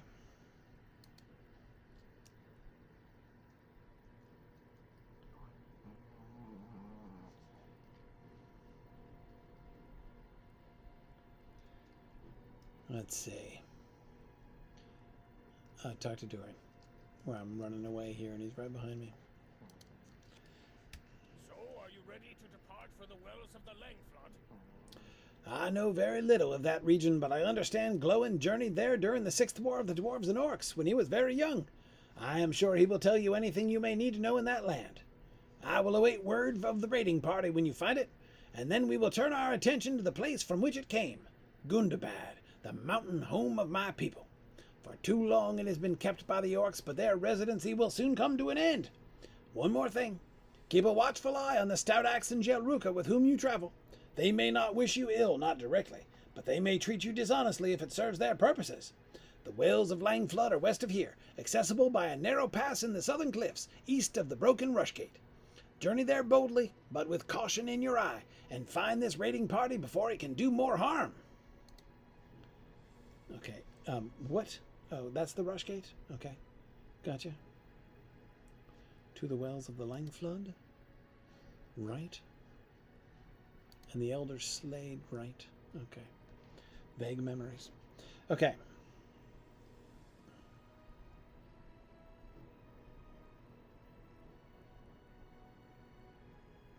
Yes, dwarves are comically underprepared in at every stage of The Hobbit, yeah. Okay, find your traveling companions west of Scarhold in the pass. Okay. Off we head to the Wells of Langflood.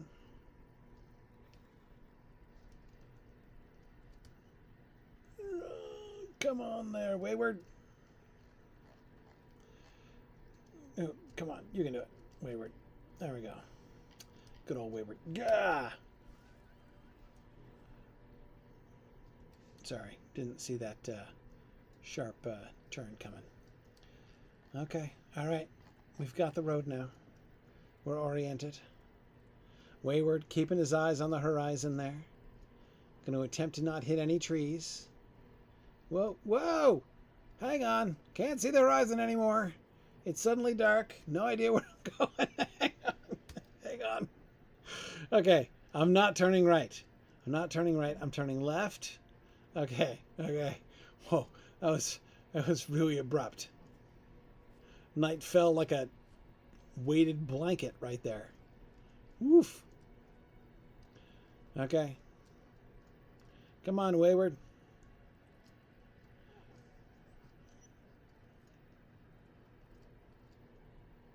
Okay. We're doing all right now. Uh-oh. We're getting some ground fog. Am I still going vaguely the right direction? Yes. Okay. There's a bridge. Great.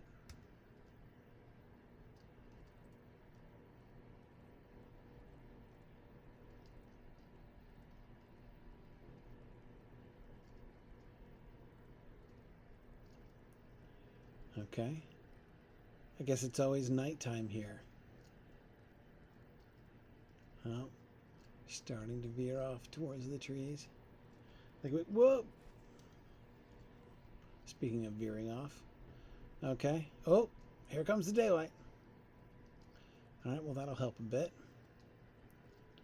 Let's go slowly here, Wayward, because there's a bridge afoot. Okay, here we go. Got a nice little ruin here.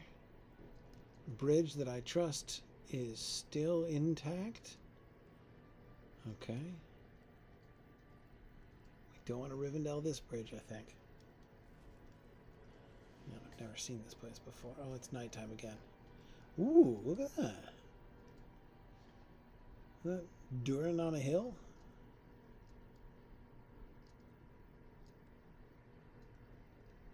Okay.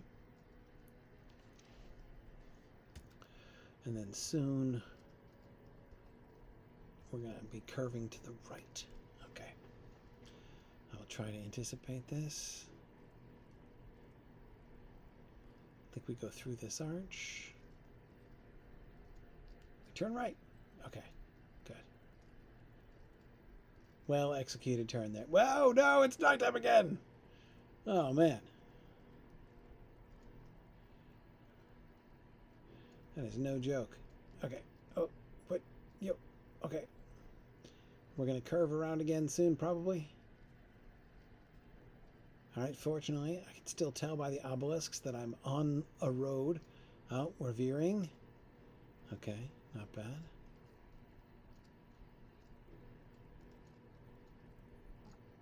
This is touch and go here.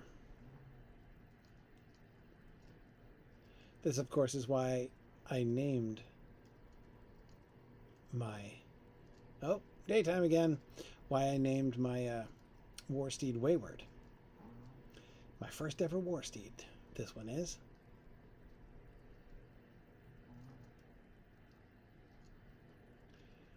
Okay, oh, look at this. We got wide open territory now, Wayward. You are all set.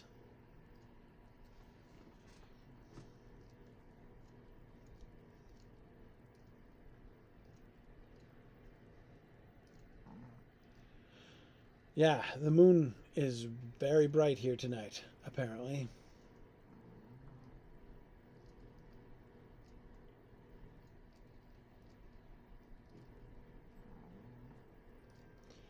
Okay, we come up on another ruin. This is the Rush Gate, I assume.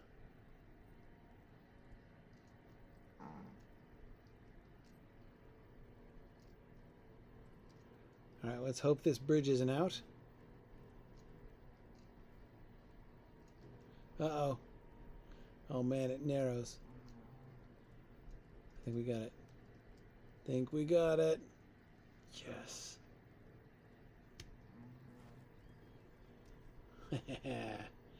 Oh, those aren't my guys?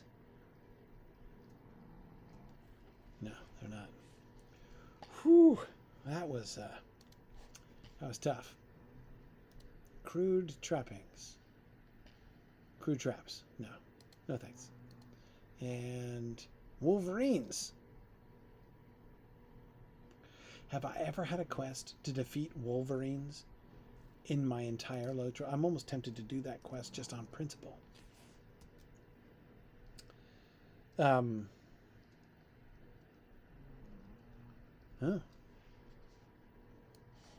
We're here.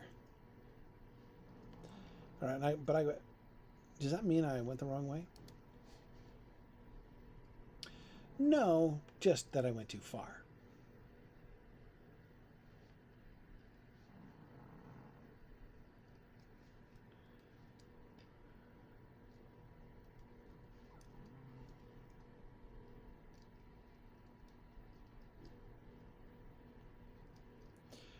I'm so thrilled with my success at not falling off this bridge the first time that I'm going to do it again. Okay. Sorry, the dog is snoring up a storm right now. Okay.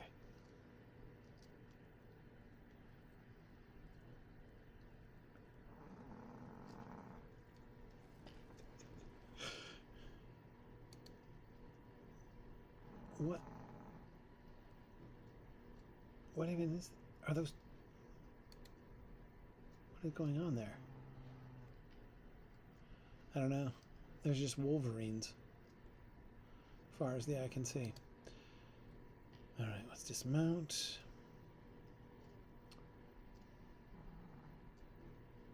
Oh, okay, here's the road.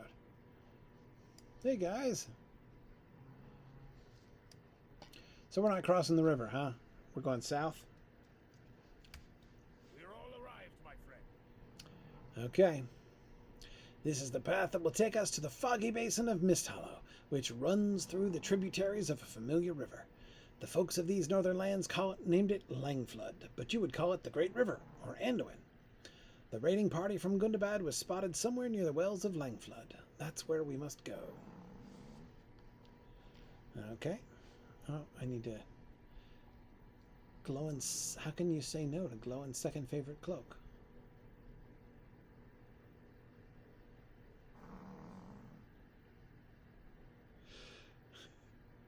Okay.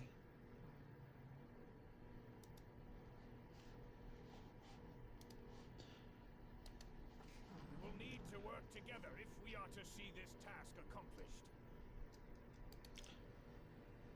What do you two think? Huh? not speak to me as if I were a mere child, Chloe. You are my elder in years, it is true, and your beard is white, but you spent no time in the dungeons of Sauron as I have. Fair enough. If that's how you measure age, you know. Yeah. Bixie, could you roll over or something? Would you mind? Anyway, okay.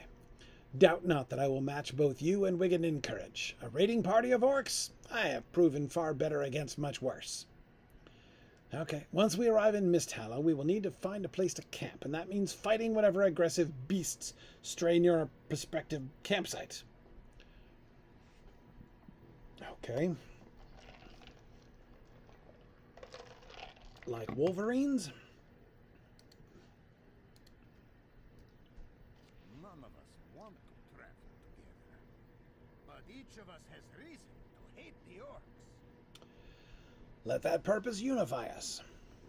And in a day or two, once the raiding party is destroyed, we need not remain companions. Let us look forward to that, and we should have little reason to complain.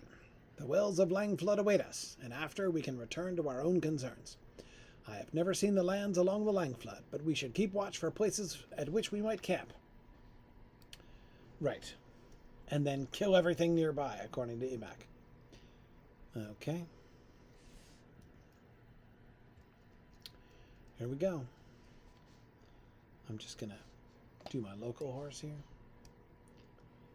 because that was a little too much war steeding for me. Here we go, down to the source of the Anduin. Hooray! Your companion suggested that you find a safe place to camp. I can camp in any of those places? Framsburg. Yes.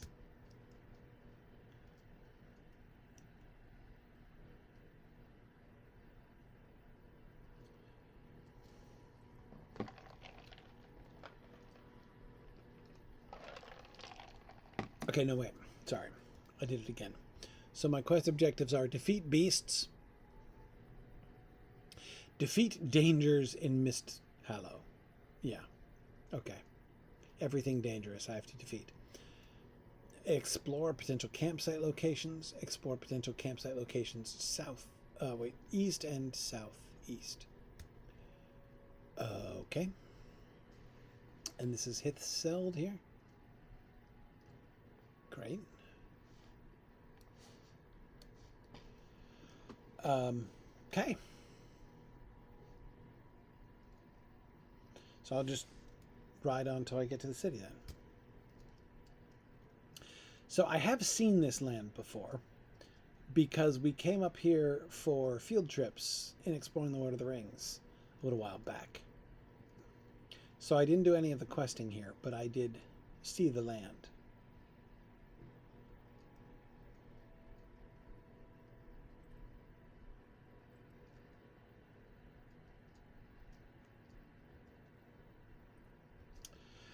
Okay, time to get adventurous.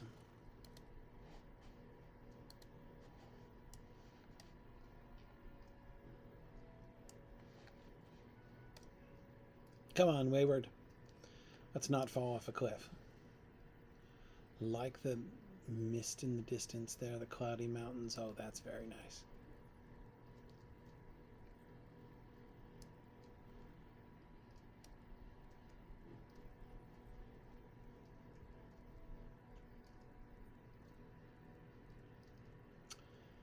Okay. We're down in the fog. All right. Along the cliff, which we're not falling off of, so that's a good performance so far.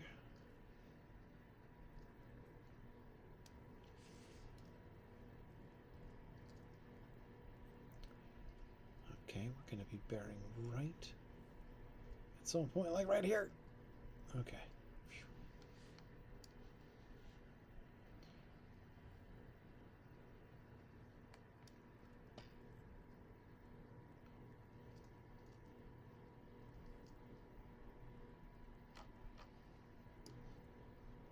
Can't see anything, no idea where I'm going. Okay.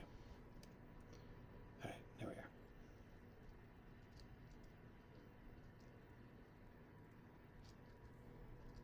I hate it when the trees do that. Okay, almost there, yeah? Yeah, I am there, in fact. I said dismount, you...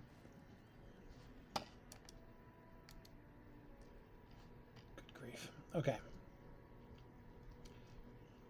So... There's Fromsburg.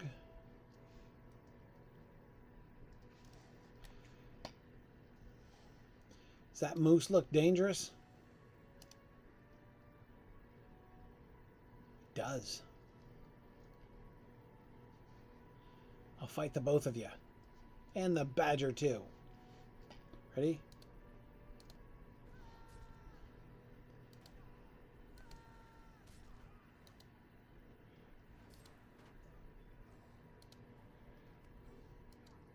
Oh yeah?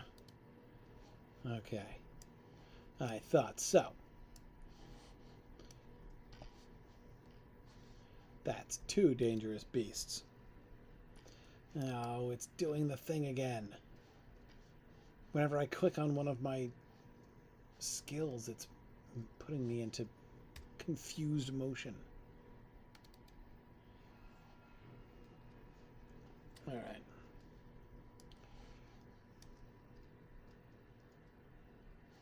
Are bats dangerous? Oh, come on. Let me select things, would you please? Why does it do this? It's like certain areas. Let's see. Great bats. It also won't give me...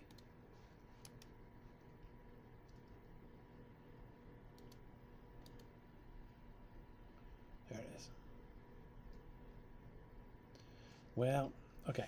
Hang on. So somewhere around here, amidst all the mooses, are potential campsites. Let me find the campsites here. What do you think, Mr. Moose? Shaded by dense vegetation. All the moose you can eat.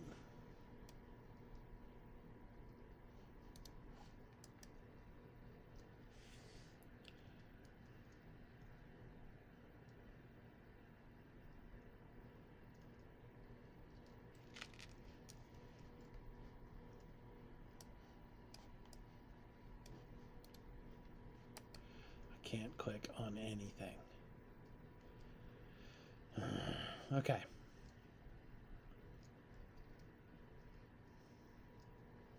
Oh yeah? What are you thinking about? Huh? Come chase me up here. No? Come on, you can do it.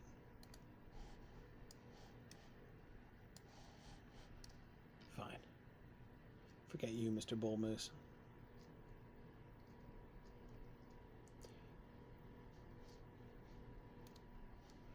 No, it's not. I don't know what this error is. It's happened to me before many times. It's just, it seems to be location specific. I don't know why. Like from my Griffith stream, people may remember that this was happening.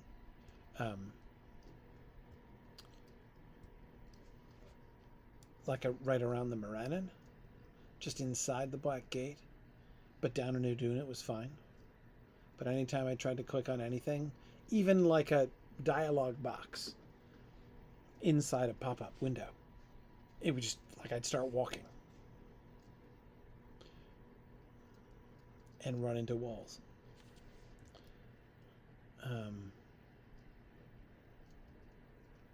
Right here. Okay, sheltered on one side.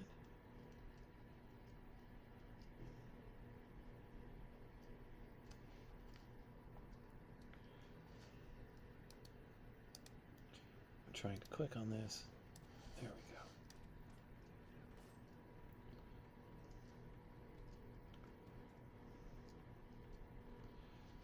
Now I'm going to hunt me some moose. No, I'm not. Apparently I'm just going to walk into walls instead.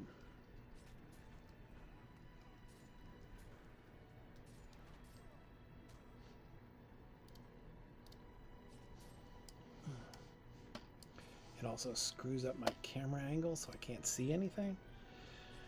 Very strange. I don't understand it.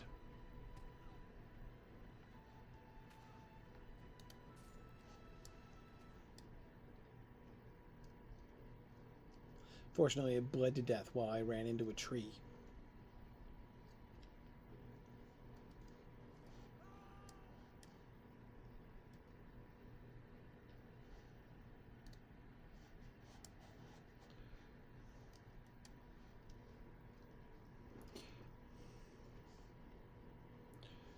Okay.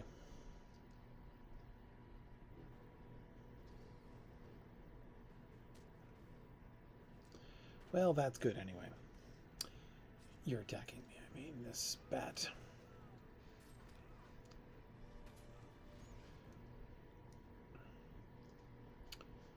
Beasts or other dangers.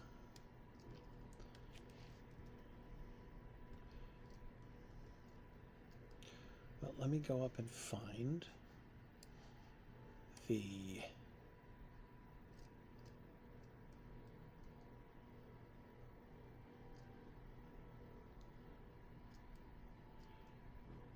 Where's the town? Is it up here?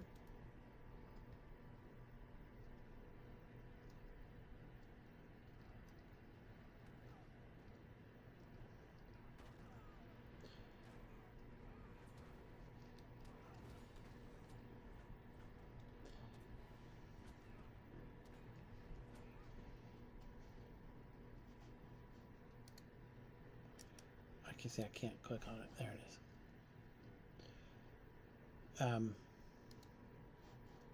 Ooh, that worked. I'll take it just in case, but I'm almost certainly not going to finish that one.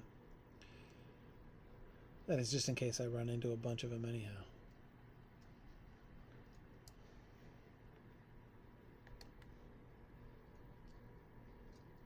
Yikes. Where did the town go? Oh, it's across the river there? Right.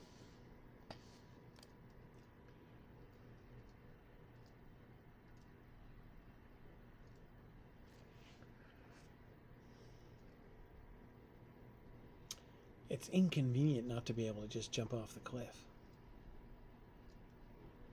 I miss my burglar skills sometimes.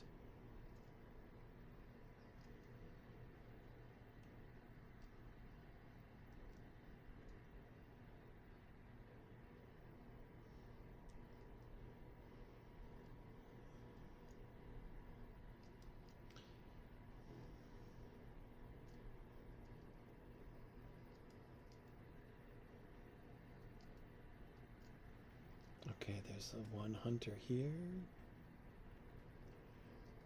Oh, it's an orc. Well, that's handy. Yeah, come over here by this moose.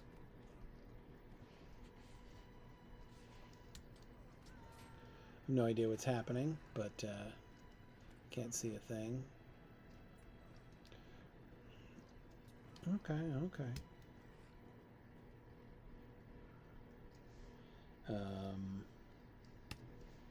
Nope.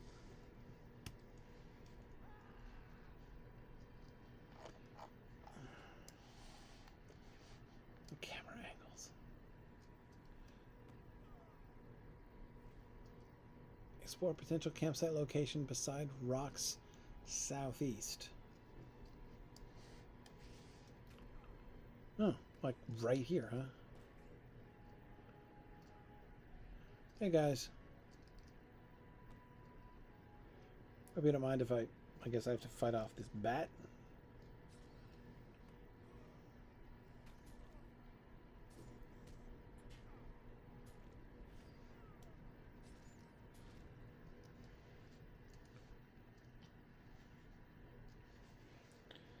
Okay.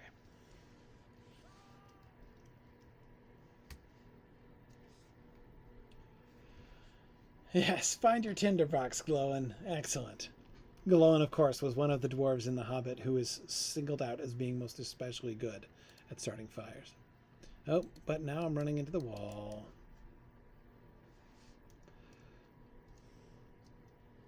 With those dialogue boxes, it's really... Do you know how to activate keystrokes with them? Oh, got it.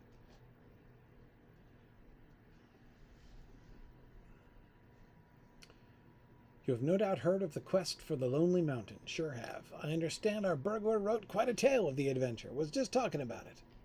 I mean no disrespect to his skill with a pen when I say it likely cannot compare to the real experience of the thing. Of course, we spent most of the time being either wet or cold, or both at once, and it's the nature of memory to sand off the rough edges until only the glory and excitement remains. Still, that was an adventure.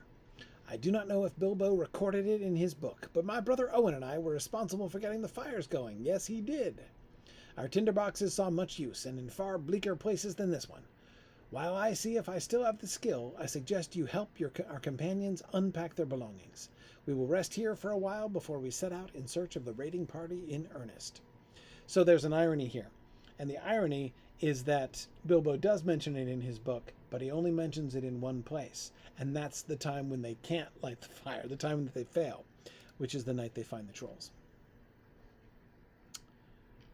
Like and yet unlike.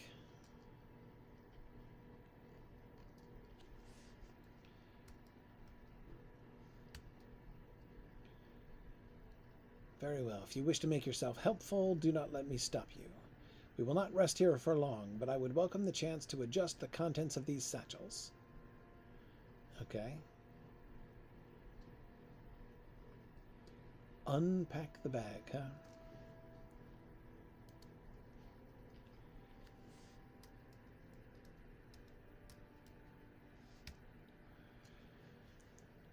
We should not spend too long here in idleness. I understand few folk live alongside the river this far north, but those who do will be in greater danger from such a raiding party as the one we seek.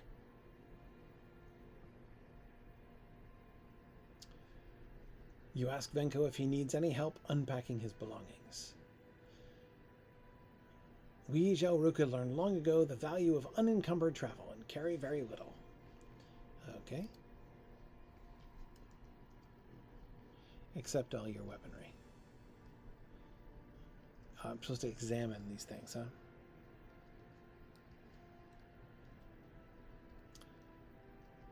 There's your sword. There's your axe. Yeah, there they were. They belonged to my brothers, and I would have no other hands touch them. I'm sorry. Don't think me rude. The three of us came west to seek our rightful home.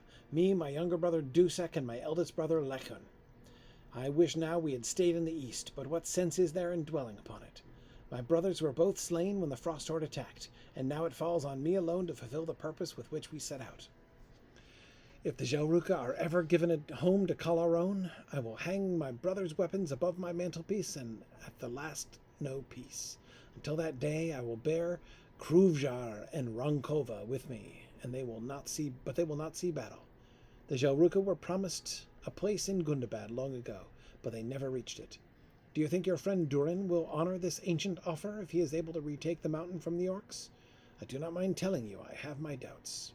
But that is a worry for the future. For now I think of my fallen brothers and mourn that they will not see the gates of Gundabad, or the crags of Elderslade, or the famed Reichfoss of Greylin. Really? I have no idea what that is. Ah, I have an idea. We are not that far from the roaring waterfalls of Misthallow. I charge you to find a good vantage point to the north and look at the nearest of the three sisters, the Reichfoss of Greylin. Oh, it's right here. Okay. In honor of my brothers. Return then to me, and I would be grateful to hear your description of it.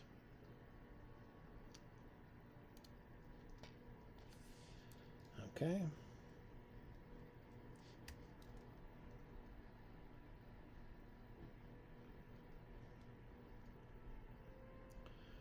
No, you told me to unpack, so, I was unpacking, man.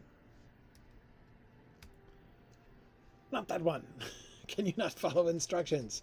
Leave that coffer be, for that is no business of yours, poking around in my things like a common brigand. No, it's fine. I should have said something first. That coffer contains a number of keepsakes, mere curios, really, but they are objects of some sentimentality. They remind me of friends and family less fortunate than I am. Some were not able to escape from Mordor, and others knew freedom only for a short time. Listen, Wigend, I'm sorry I yelled at you. I'm a little on edge because my nose is telling me there are wargs about. No, it's true. My sense of smell is very acute. If my nose says there are wargs a-hunting nearby, then wargs nearby are a-hunting. Search for tracks to the southeast and tell me it is not so. It is the least you can do after disturbing my privacy as you have done. Dude, you're like the one who's Tom Sawyering me into unpacking you at camp. Okay. Find and defeat the hunting warg. There's a wood avunk? Okay.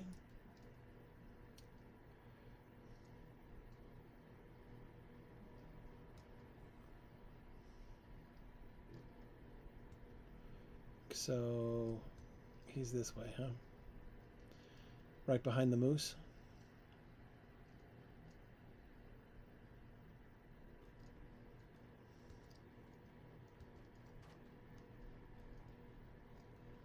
Oh, there's the warg. There's like a whole bunch of them here, you know? Okay.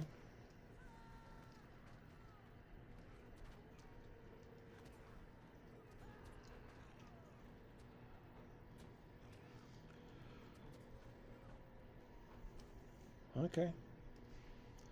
Well.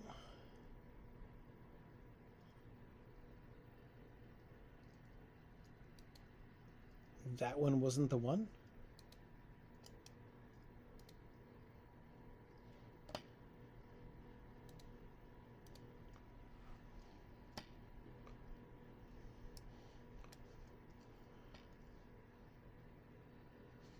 If only I could mouse over things in this region.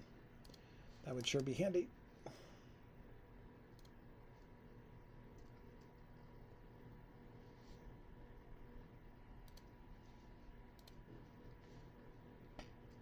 Yeah, every left click.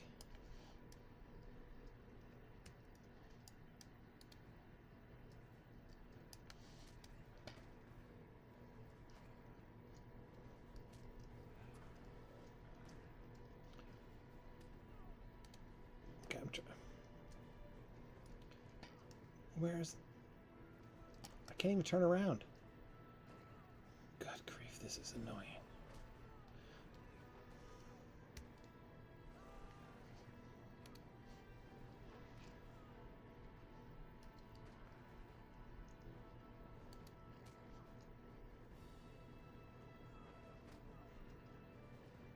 Okay, so this guy just does the Slayer deed.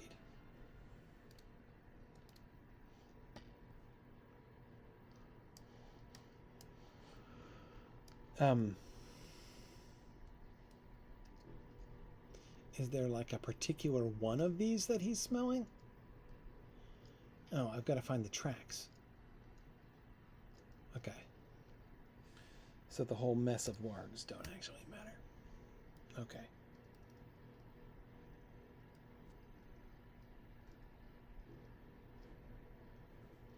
What would it be like to be suddenly attacked by a hunting warg?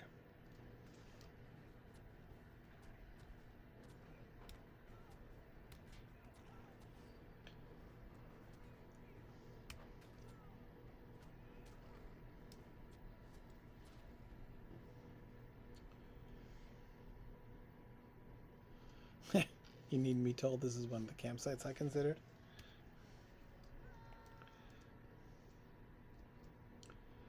Okay.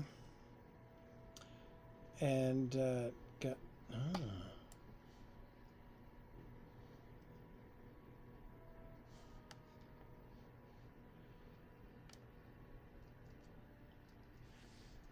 Okay. You found the hunting war, didn't you? No need to say a word. I know it's true. Imak nods with satisfaction, a pleased smile creeping onto his face. I have always had a heightened sense of smell, but in Mordor it became a matter of survival. I developed a nose for danger. Nowhere else was ever truly safe, but I was able to sniff out the worst of the dangers and steer clear of them. Like all the keepsakes I brought out of Mordor, it is a constant reminder of my time toiling in fear of Sauron.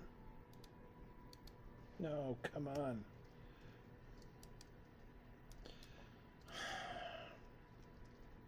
I wish I knew how to fix this.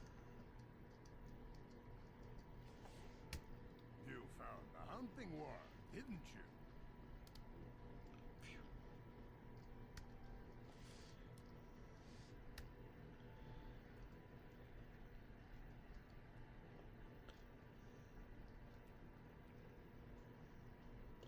Glowin still attempting to light the fire.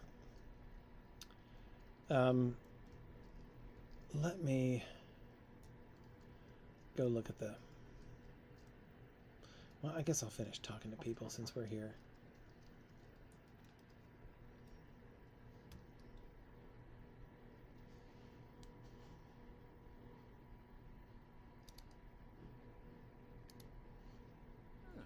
Enoch was right about the hunting war.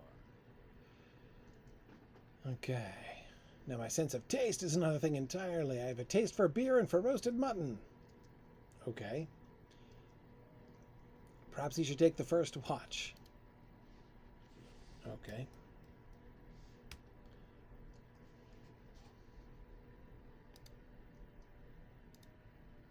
Enoch endured much during his captivity in Mordor.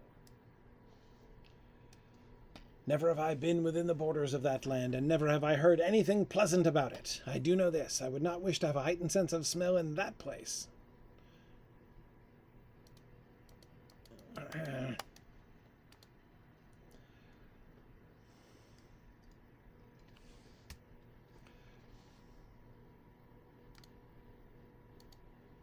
Enoch endured much during his captivity in Mordor. All right. Great, more dialogue boxes. Or things to attempt to click. Do I need to do those quests at any time? I'm not sure what these are. I'm just going to keep on declining them like I've been doing forever. But... Phew.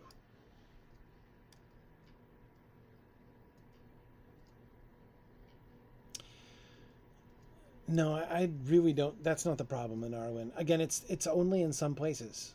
Like this happened to me earlier in the day, and then it was fine later on. It's not a system issue. It's a game issue. Like it's linked to particular locations in the game. I don't know why. I mean, at least the way that the game operates on my system. But it's incredibly frustrating.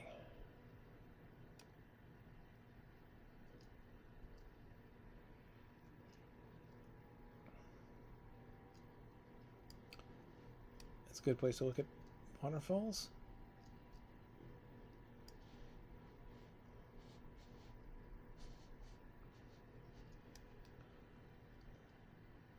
Almost.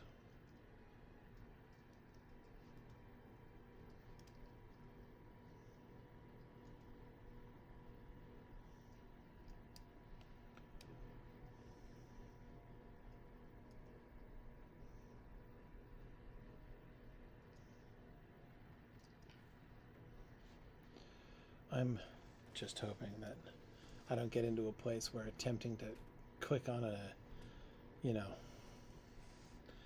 click on something throws me off a cliff, which is very possible.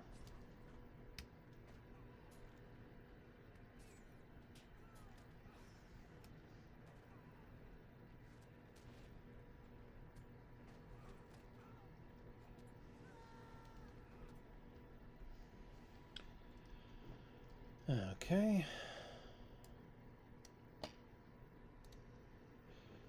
Like that almost did.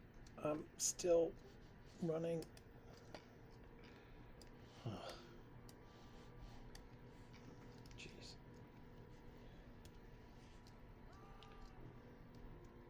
Okay. Yeah, I don't know why it would be only intermittent either.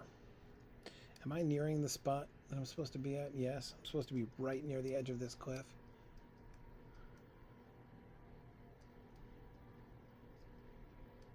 Okay. No, I don't. This is the worst view I've had anywhere. Oh, that is the waterfall. I see. I was talking about the other one. All right. Yeah. Well, it's very close. It's not always the best place to view waterfalls from, though.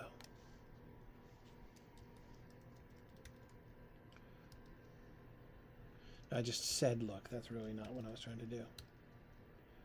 No. Yeah, there we go. Look. Phew. Okay. All right. I think I can head back without dying now.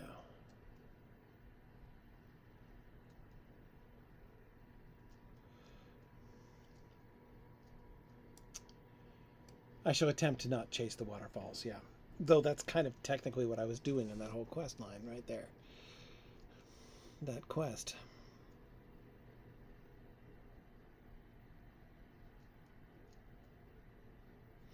All right.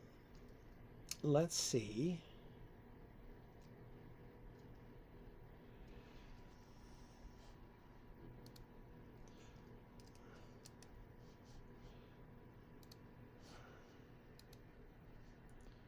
Okay. You have returned from the Reich Force. What did you make of this mighty waterfall of Misthallow? You give Venko your impression of the Reichfoss from the vantage point you found, and the Jauruka nods solemnly. Thank you. My brothers and I promised to look upon the three sisters on our approach to Gundabad, but the Frost Horde ensured that promise was not to be kept. I still look forward to my first view of the falls, but I am pleased you have done so in memory of Dusek and Lekun.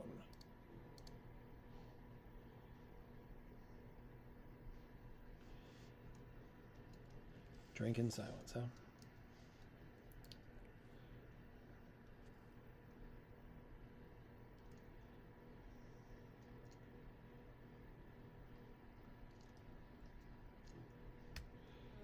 The Jaruka has my sympathy, but no more and no less than anyone else. Let the memory of his brothers strengthen his resolve and toughen his spirit.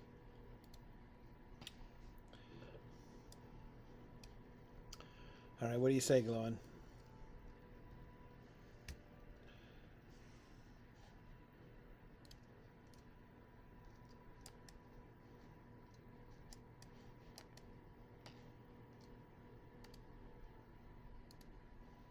Seems that Longbeards and Jauruka know the same sorrows. And Venko has my sympathy. I, too, have lost a brother. Owen went to Moria with Balin and died there.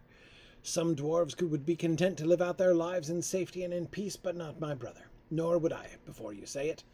Neither would our Jauruka companion, it seems. He still intends to see the sights that were denied his brothers, and plans no defeated return to the eastern lands. I find that commendable.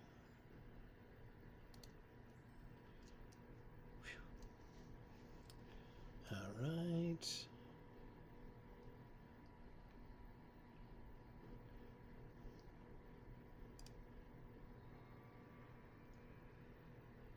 Not what I meant, but okay. Most out of XP supplies. What am I at? 128? What's this quest? Still 130. Okay. It's not getting. Is 130 the max in this whole area?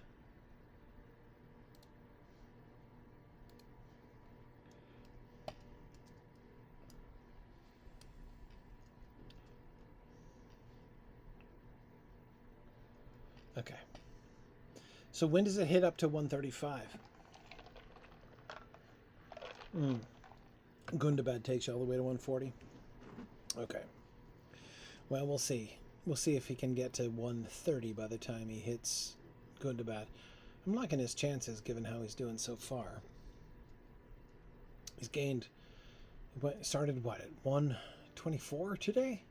He's up to 128, so 4 levels. Not bad. If he can get 2 more, he'll be good. Okay. I'm not sure I'm going to make it all the way through chapter 4 today, I have to say. I'm a little bit, feel like I'm starting to wear down a little bit. I'm a little bit afraid that I might be coming down with the same thing my wife has, but we'll see. There is some reason to fear it.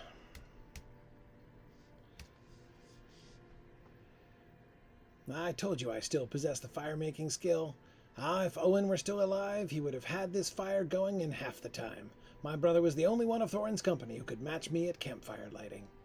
Well, I suppose Gandalf could have if he set his mind to it, but in my recollection he never offered to light a campfire, no matter how wet or cold we might have been.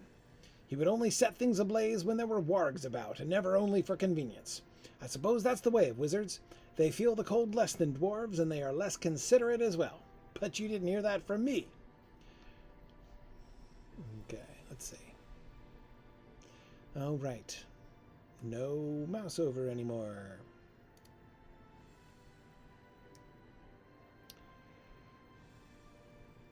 Until I start walking into walls. Wheel? Oh, come on. Wheel. Now it won't click at all. Okay, hang on. Well, that's agility. That one's agility. Are the might ones down here? They are.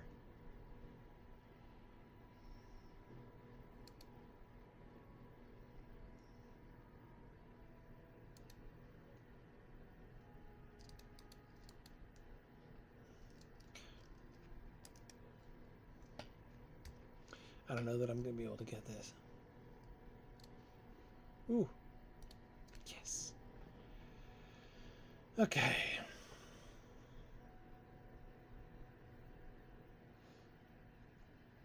All right, let's do one more giveaway because I think as I think I'm going to have to call it relatively soon, I believe. So let's do one more giveaway before we go. Let's do another collaboratory subscription giveaway. That'll be good. All right. So you can go ahead and enter now. I understand you fought alongside my son Gimli at a number of recent battles, and I look forward to hearing about them. Every people has its own way of recording the history of war, but there is none so detailed or pleasing to the ear as that of the dwarves. My people have had a great deal of practice at both the conduct of war and its description. Yes, I have lived a life of battle and would prefer no other. I told you before that I fought at the Battle of Azanulbazar.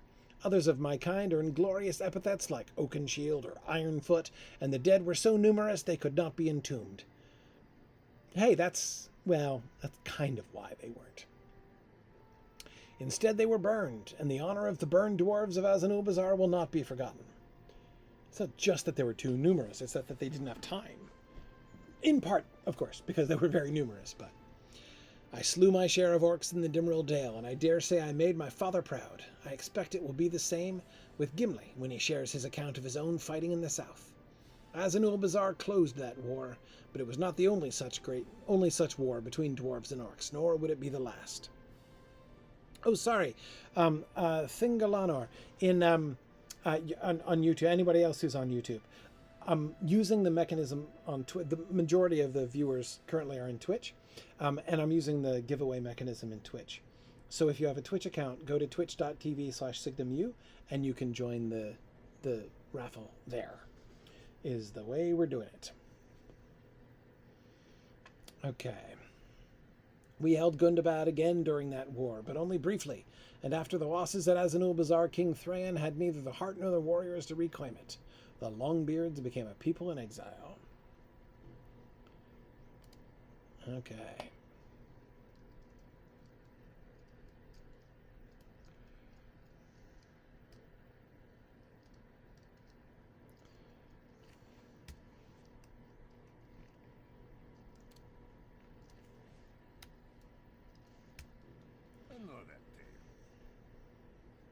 For dwarves of my clan fought in that war as well. Not so many as the Longbeards or the other dwarf clans perhaps, but there was glory earned by stout axes at Azanulbazar. Indeed, I would claim a greater share of the glory, for what was Khazad-dûm to the Stout Axes? Theirs was a selfless battle, born out of friendship with the other clans and hatred for their shared ancient enemies. The Longbeards might do well to remember the heroism of my people in those years and treat them with greater respect.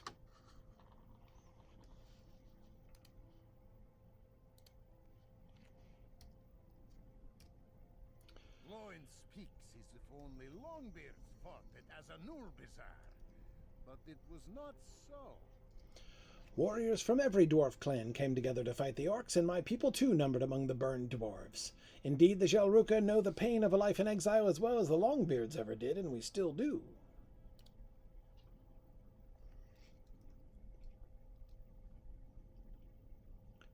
I meant no offense to my companions.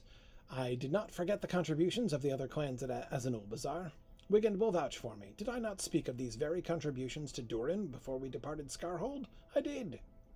Indeed, the other clans are not descended from Durin the Deathless, but they revere him still as the eldest of dwarves, the first to awake.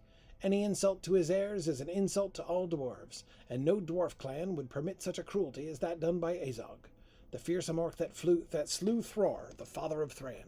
Each of the clans responded, and so it was that Azog met his doom. There was glory enough for all, of course there was, and triumph not just for Durin's folk, but for all. You know that to be true. I did not mean to offend.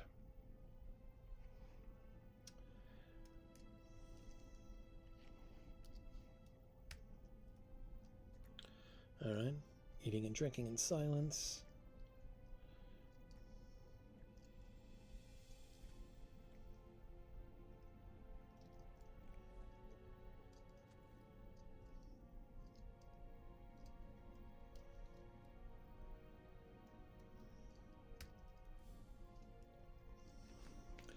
I spoke over hastily, for I am skilled with my axe, but less so with words.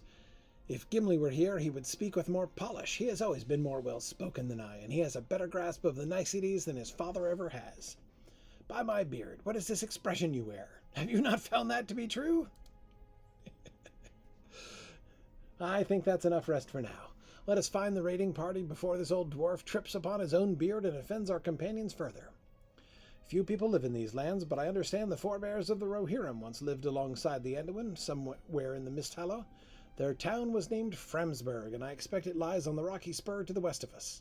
Let us see if anyone lives there now, and find out what they may know of the raiding party from Gundabad. Okay.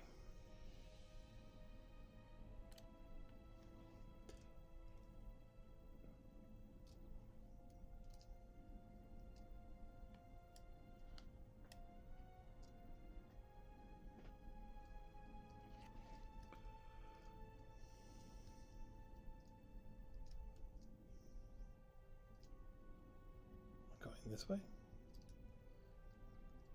What? I'm so confused.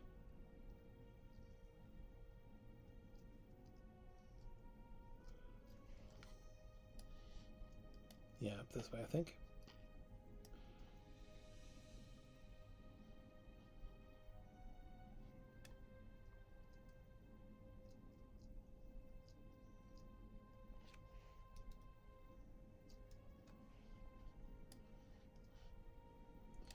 This does not look like a good bridge. I see, we gotta go down there.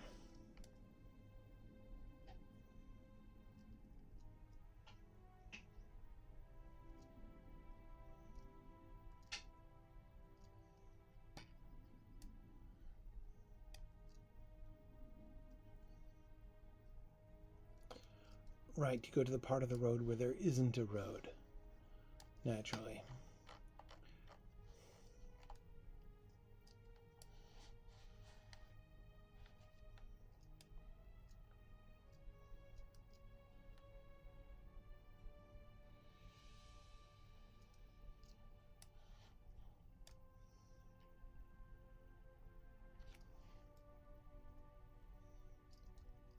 Alright, now we're in the right direction.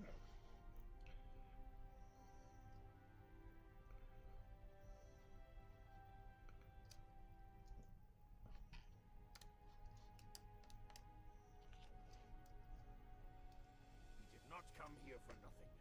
The town may still speak to us. When I hoped this town might be inhabited, I was thinking of men, not worms, drakes, or beasts. These creatures may not have willingly allowed the raiding party to pass, but neither will they tell us anything of use. A few orcs may wander among the ruins, but we seek not one or two. We are looking for a more substantial force. We did not come here for nothing.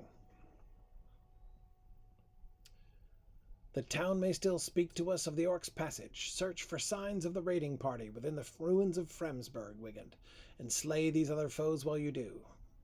Men may not live in Framsburg now, but Durin has his sights set upon Gundabad in the north, and these creatures will pose a threat to any army passing nearby. Okay. Alright, what do we got here? Creatures. Defeat them. And explore around, including disturbed earth. Okay.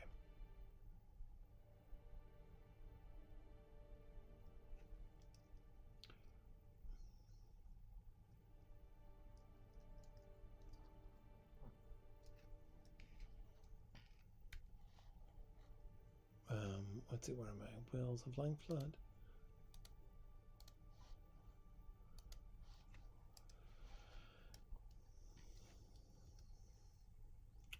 All right. So what is it that's right here next to me?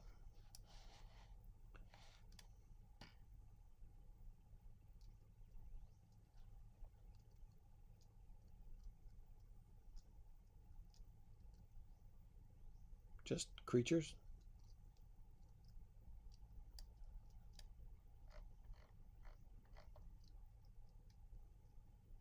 I guess.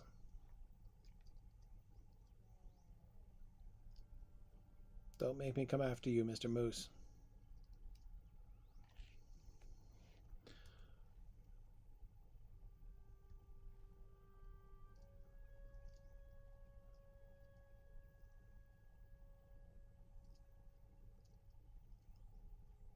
Okay.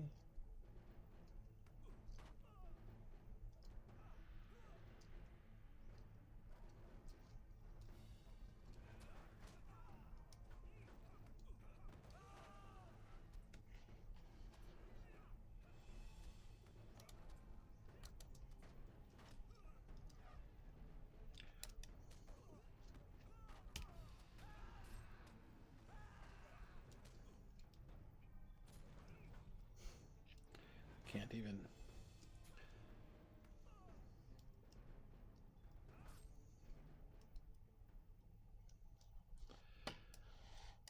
Yep, that's a little bit difficult.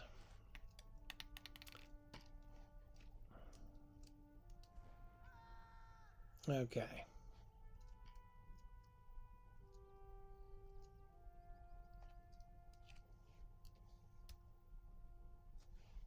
Is this just a treasure chest? Yeah. Well, I can't loot it anyway, so what the heck.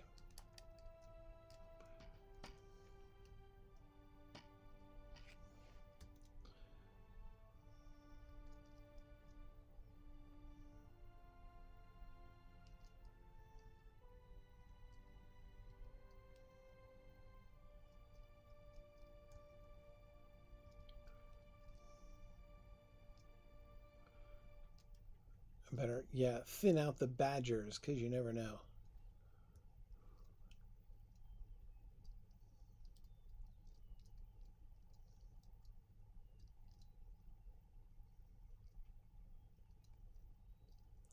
These ruins are filled with worm nests.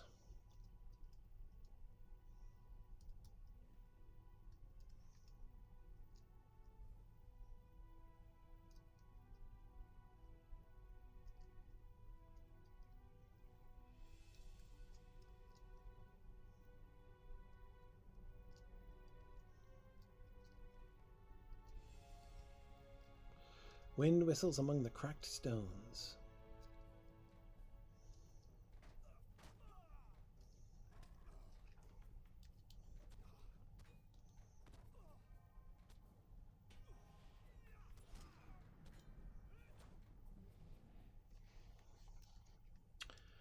Okay.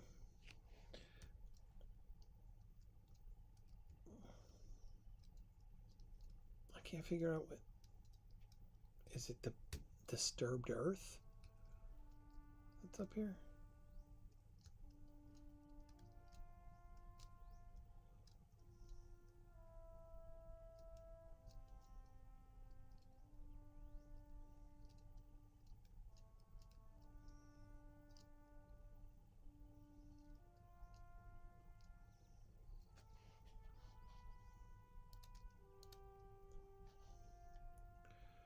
Oh, there's Otgan the Vile. I see him right now.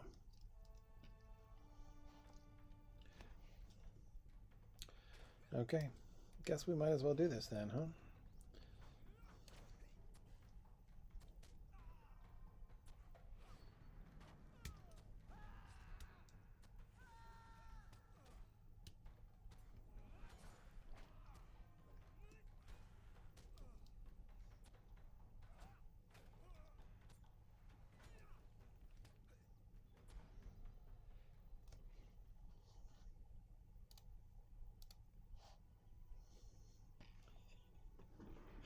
How could one creature eat so many?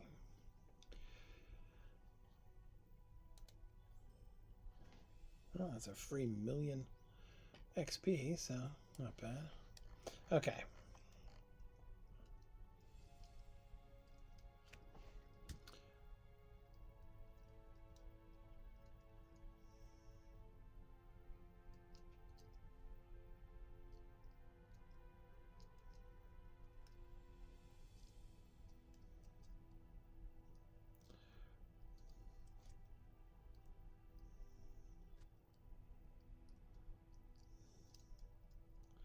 Just a silly deed thing. I don't understand what these faint little red dots are for. Find some disturbed earth among the ruins of Framsburg, I'm guessing. But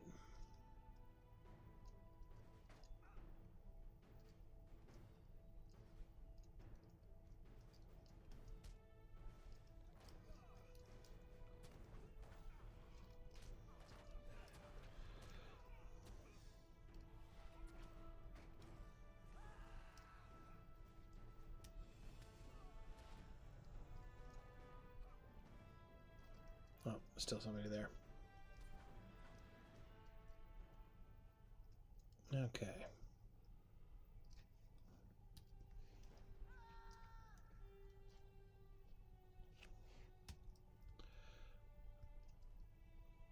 Oh, no, they were just creatures, I guess.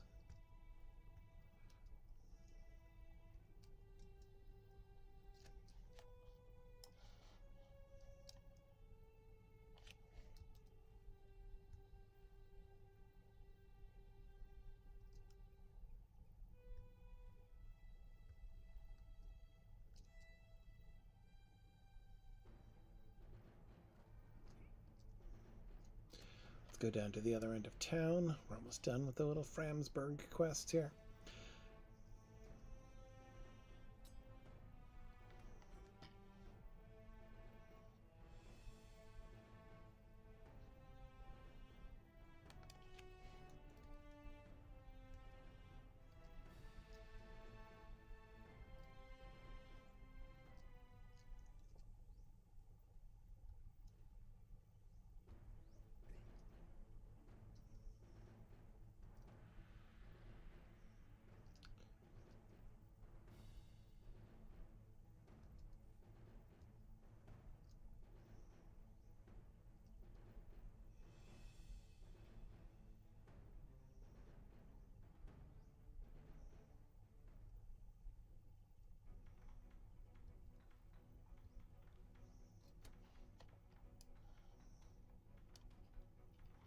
Okay, I think up there is the southern tip.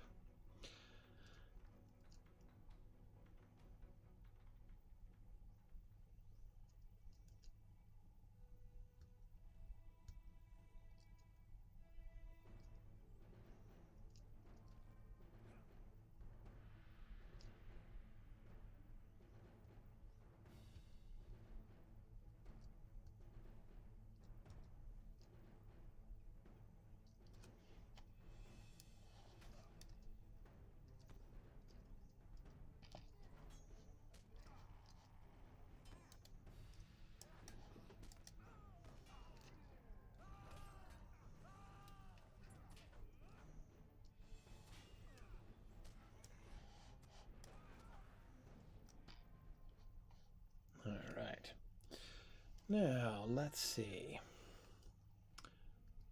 We're pretty close. There's the disturbed earth.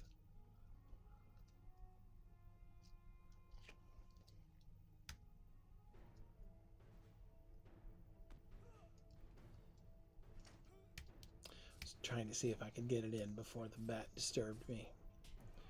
Before he interrupted me, but...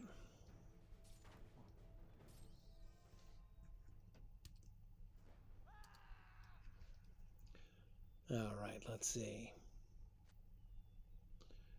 From the mud you pry a metal badge marked with a thundercloud symbol. Okay.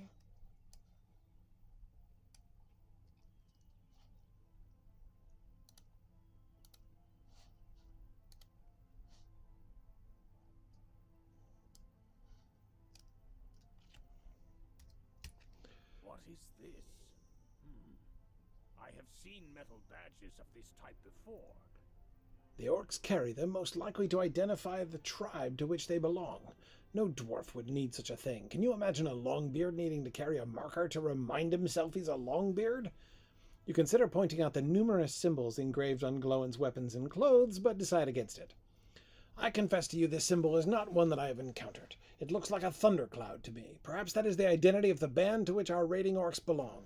The downpour of woe, or the deluge of pain. That's okay. I'm sold, Glowin. I'm sold. The deluge of pain. That's exactly what they are.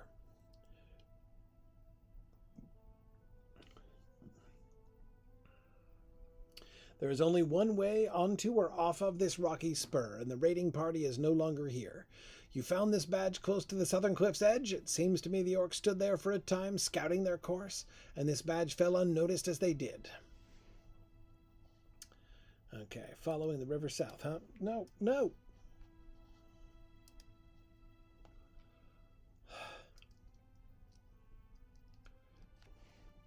What is this? I have seen metal badges of this type before. Find more tracks somewhere to the south. No, my goodness, yeah. Okay.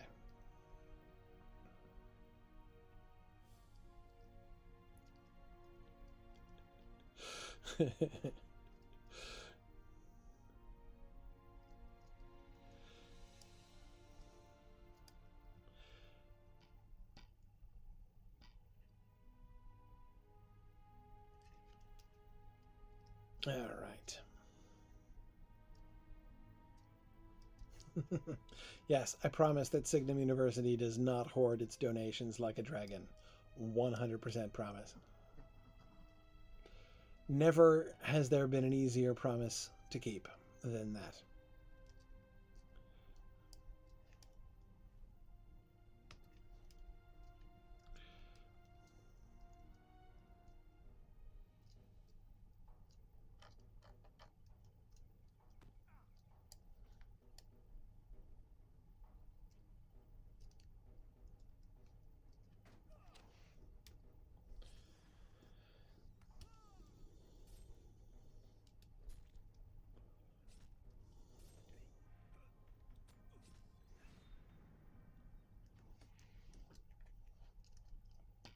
All right. Can I successfully click? Ah, yes.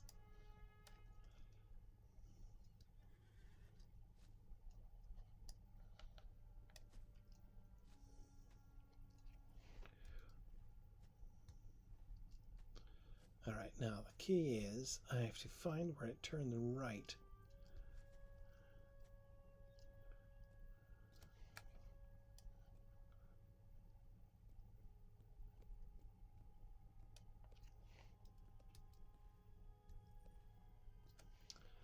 Here's where it zigs and then zags.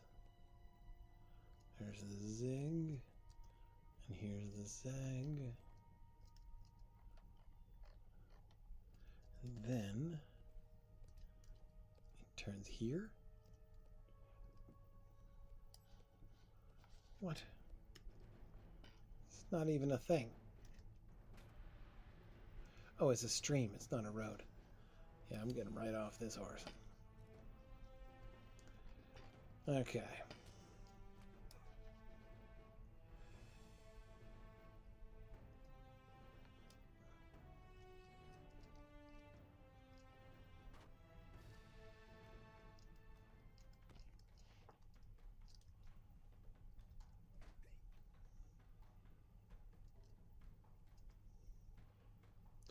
Okay, I'm looking for tracks, I guess.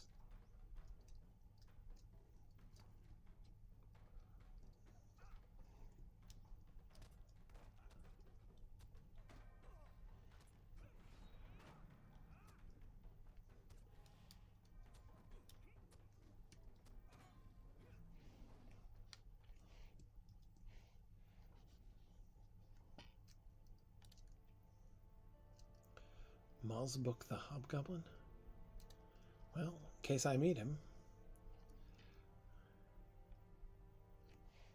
Alright, let's see. Somewhere on some side of the river.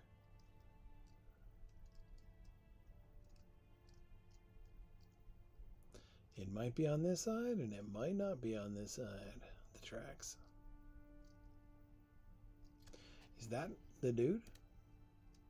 Yeah, there he is.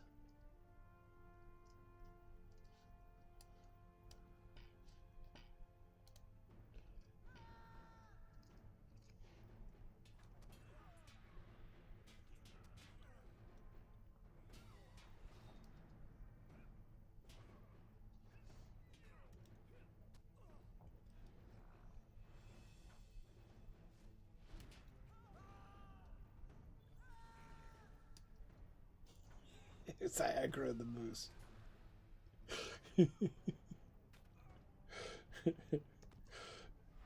Okay. No problem. Oh, aggro the other moose. I think I got the hobgoblin though.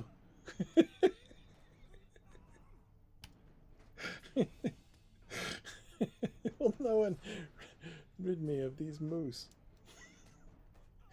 I'm getting nowhere here. Am I even targeting the moose?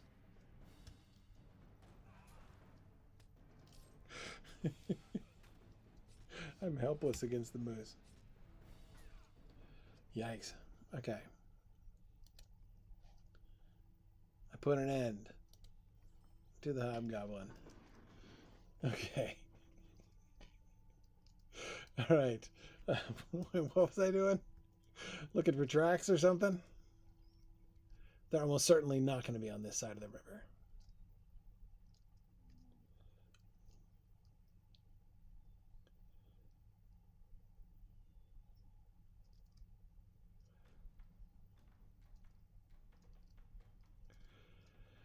Okay. Has the delirium set in? Almost. But no, as I say, I'm becoming distinctly suspicious that I might be coming down with what my wife came down with early this morning. So I should probably go before too long. But I'm trying to find a good stopping point. I don't know if that's going to happen, but that's what I'm attempting.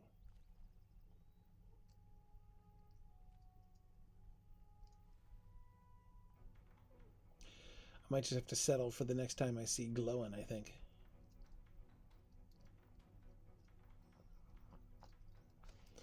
Or indeed see anything at all.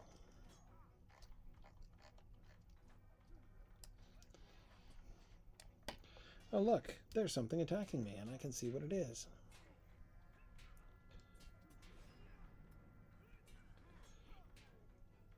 Okay, what am I doing? Okay, right. No, please, no more moose. So I need to go upstream, right through the willows. Is there anything through the willows?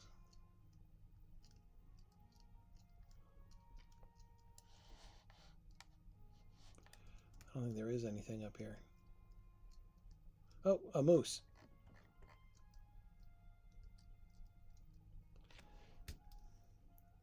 This is horrible terrain. Like ghastly, hideous terrain. Try to get around in. It's completely miserable. Okay.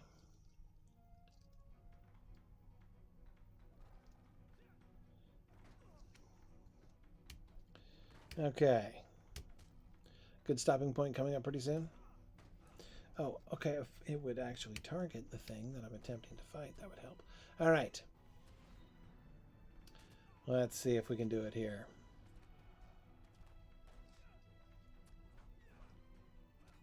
Before I kill over in my chair, yeah. Yeah.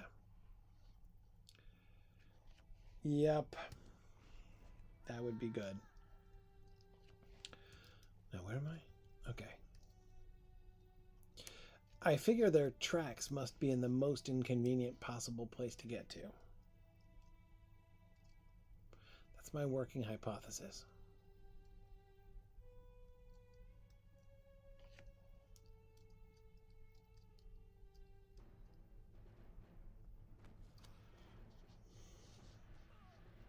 Am I even anywhere close? Does anybody know what I'm looking for? Find more tracks somewhere to the south.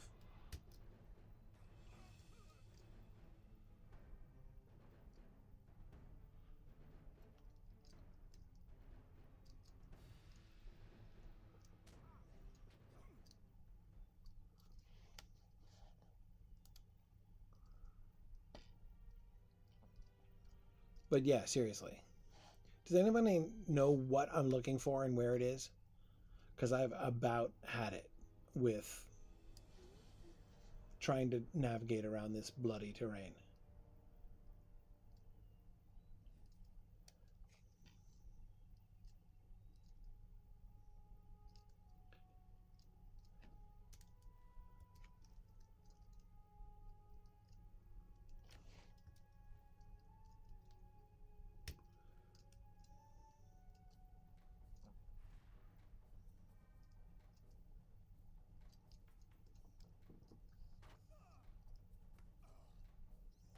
Is it down there? Way down that cliff? Should I just jump in the river? Yes.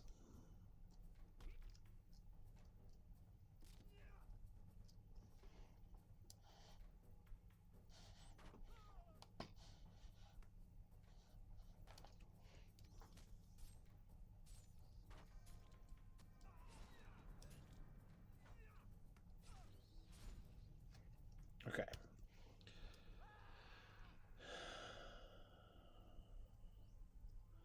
Okay.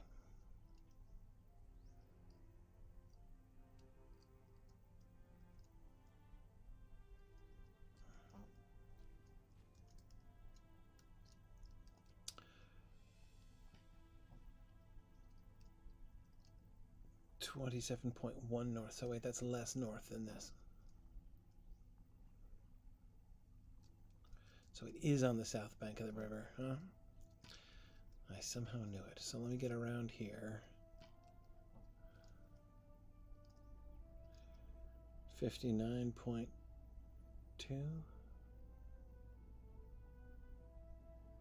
Yeah, I think it's down here somewhere.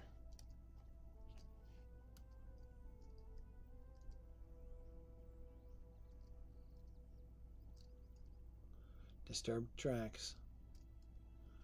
Oh, finally. Okay. Well, that was easy.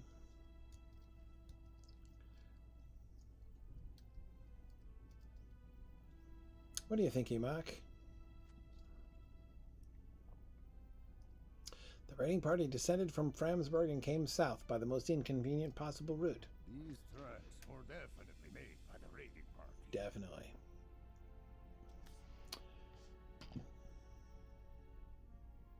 Ooh, look at that. Okay. Why is it putting the wheel stuff on top? It's weird.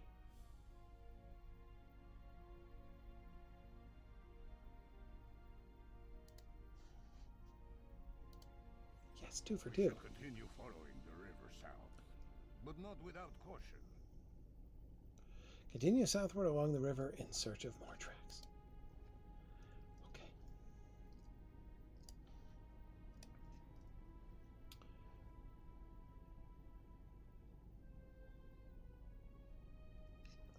Sure.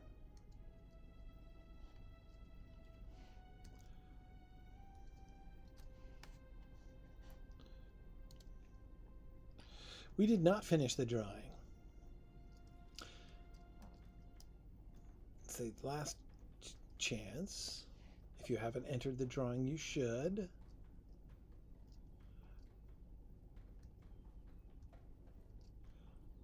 See, and there's a stable master here soon.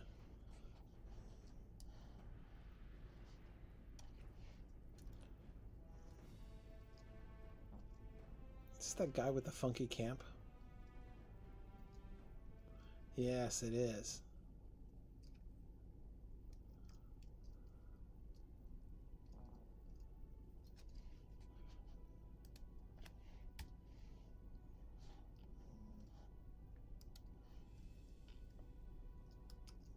I remember you. Okay. From here I should be able to proceed along the road.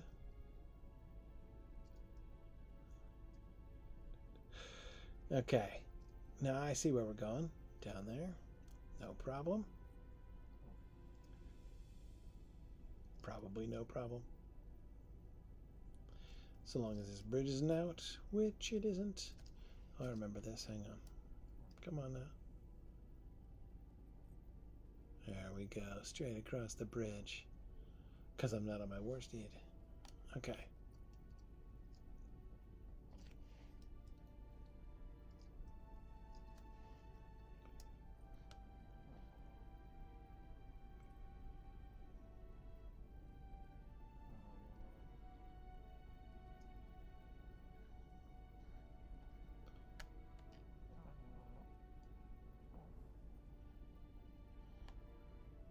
There's the mist around the mountains.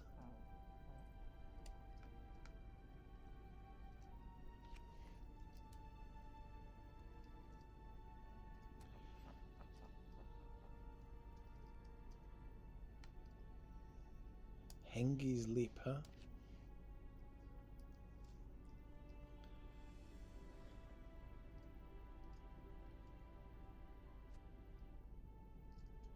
If the raiding party intended to cross the river here, yes, they were disappointed. Continue following the river south.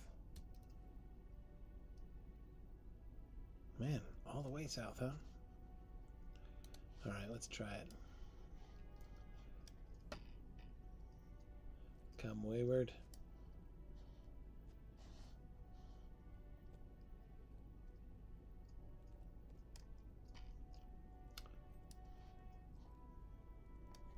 I'm feeling lucky.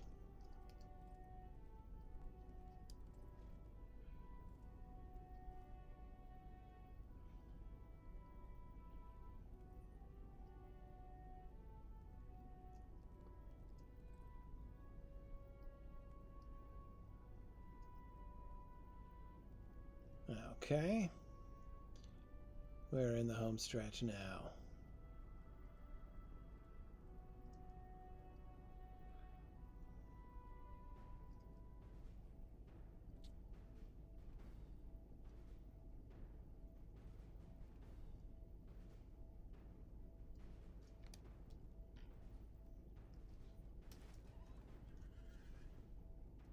Okay. I'm just crossing the ford here. That's fine.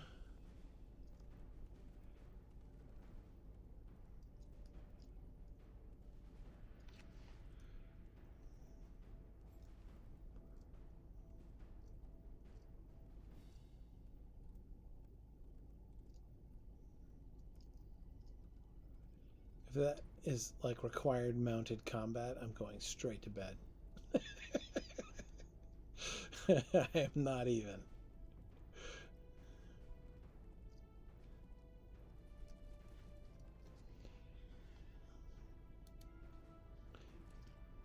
Is this where I'm meant to go?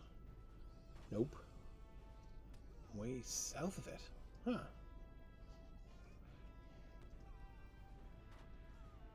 Interesting.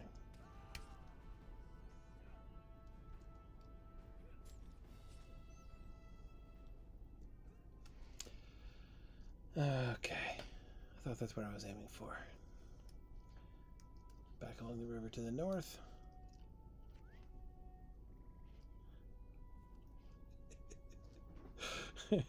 JD says that's his response, even when it's the middle of the day and he's feeling completely well. Yeah. Okay. No, I want nothing to do with those goblin spearmen at all. Well, yeah, this is where the tracks are, because this isn't the middle of nowhere or anything. Beautiful country here. Blood and footprints both lead eastward. Up toward Limlock, huh?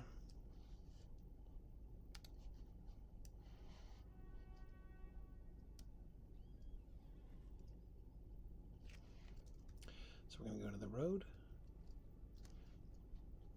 And we're going to follow it to the right.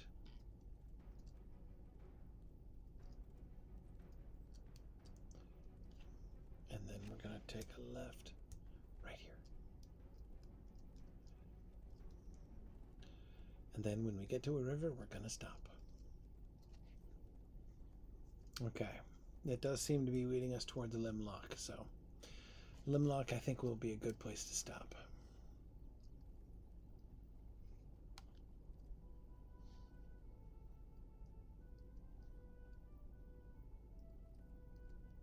Hark, I spy the river.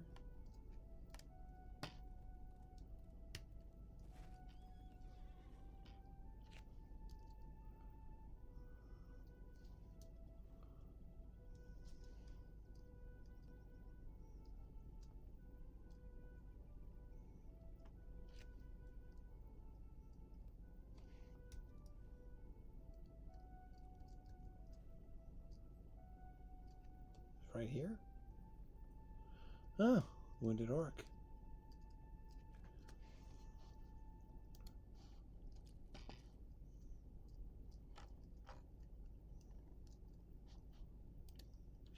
Hey there.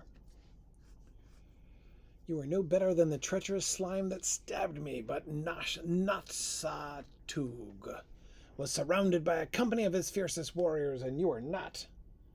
Okay. They left me here to die, but I have strength enough to cut your throat. Thrugord's head sinks to his chest. How do I know his name is Thrugord? And his sudden barking laugh seems to cause him a great deal of pain. Even so, he bares his teeth in a smile. If you are able to slay me, do me this favor. Go to the village of the bear folk and slay Natsatug, the wretched villain. What? I'm confused about who's named what. Okay.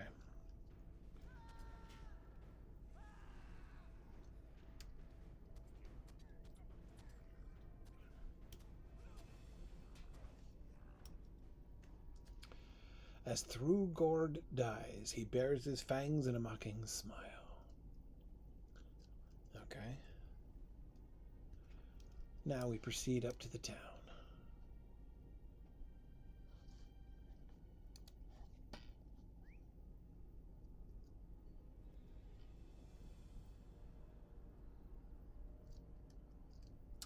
Okay. Did we do the drawing yet? Let's do the drawing.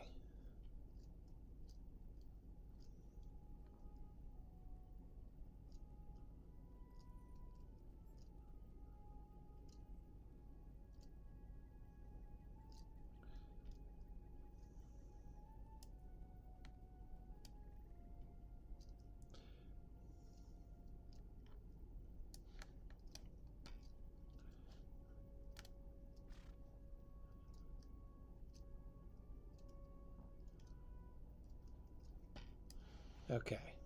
I think I'll stop here before we start doing whatever we're going to do in this town. Standing here with the dwarves, I can start up the next quest. Look at that, I got to 2.5. Not bad, almost through chapter 2. And almost up to level 129. Not too bad. Let's see. Who won? Sapphira 17. Okay. Hey, congratulations. Congratulations. So, Sapphira, send an email with your name and your username to info@signumu.org, and we will get you set up. 3 free months in the collaboratory. It'll be cool. All right. We're going to stop here before I keel over. Thanks, everybody, for joining me. This was a really fun day today. We got through all of Minas Morgul and a good chunk up of the prep here leading up towards Azanul Bazaar. Next time we will pick up and see how far we can get through the whole Gundabad storyline is where I will, where Wigend will be next.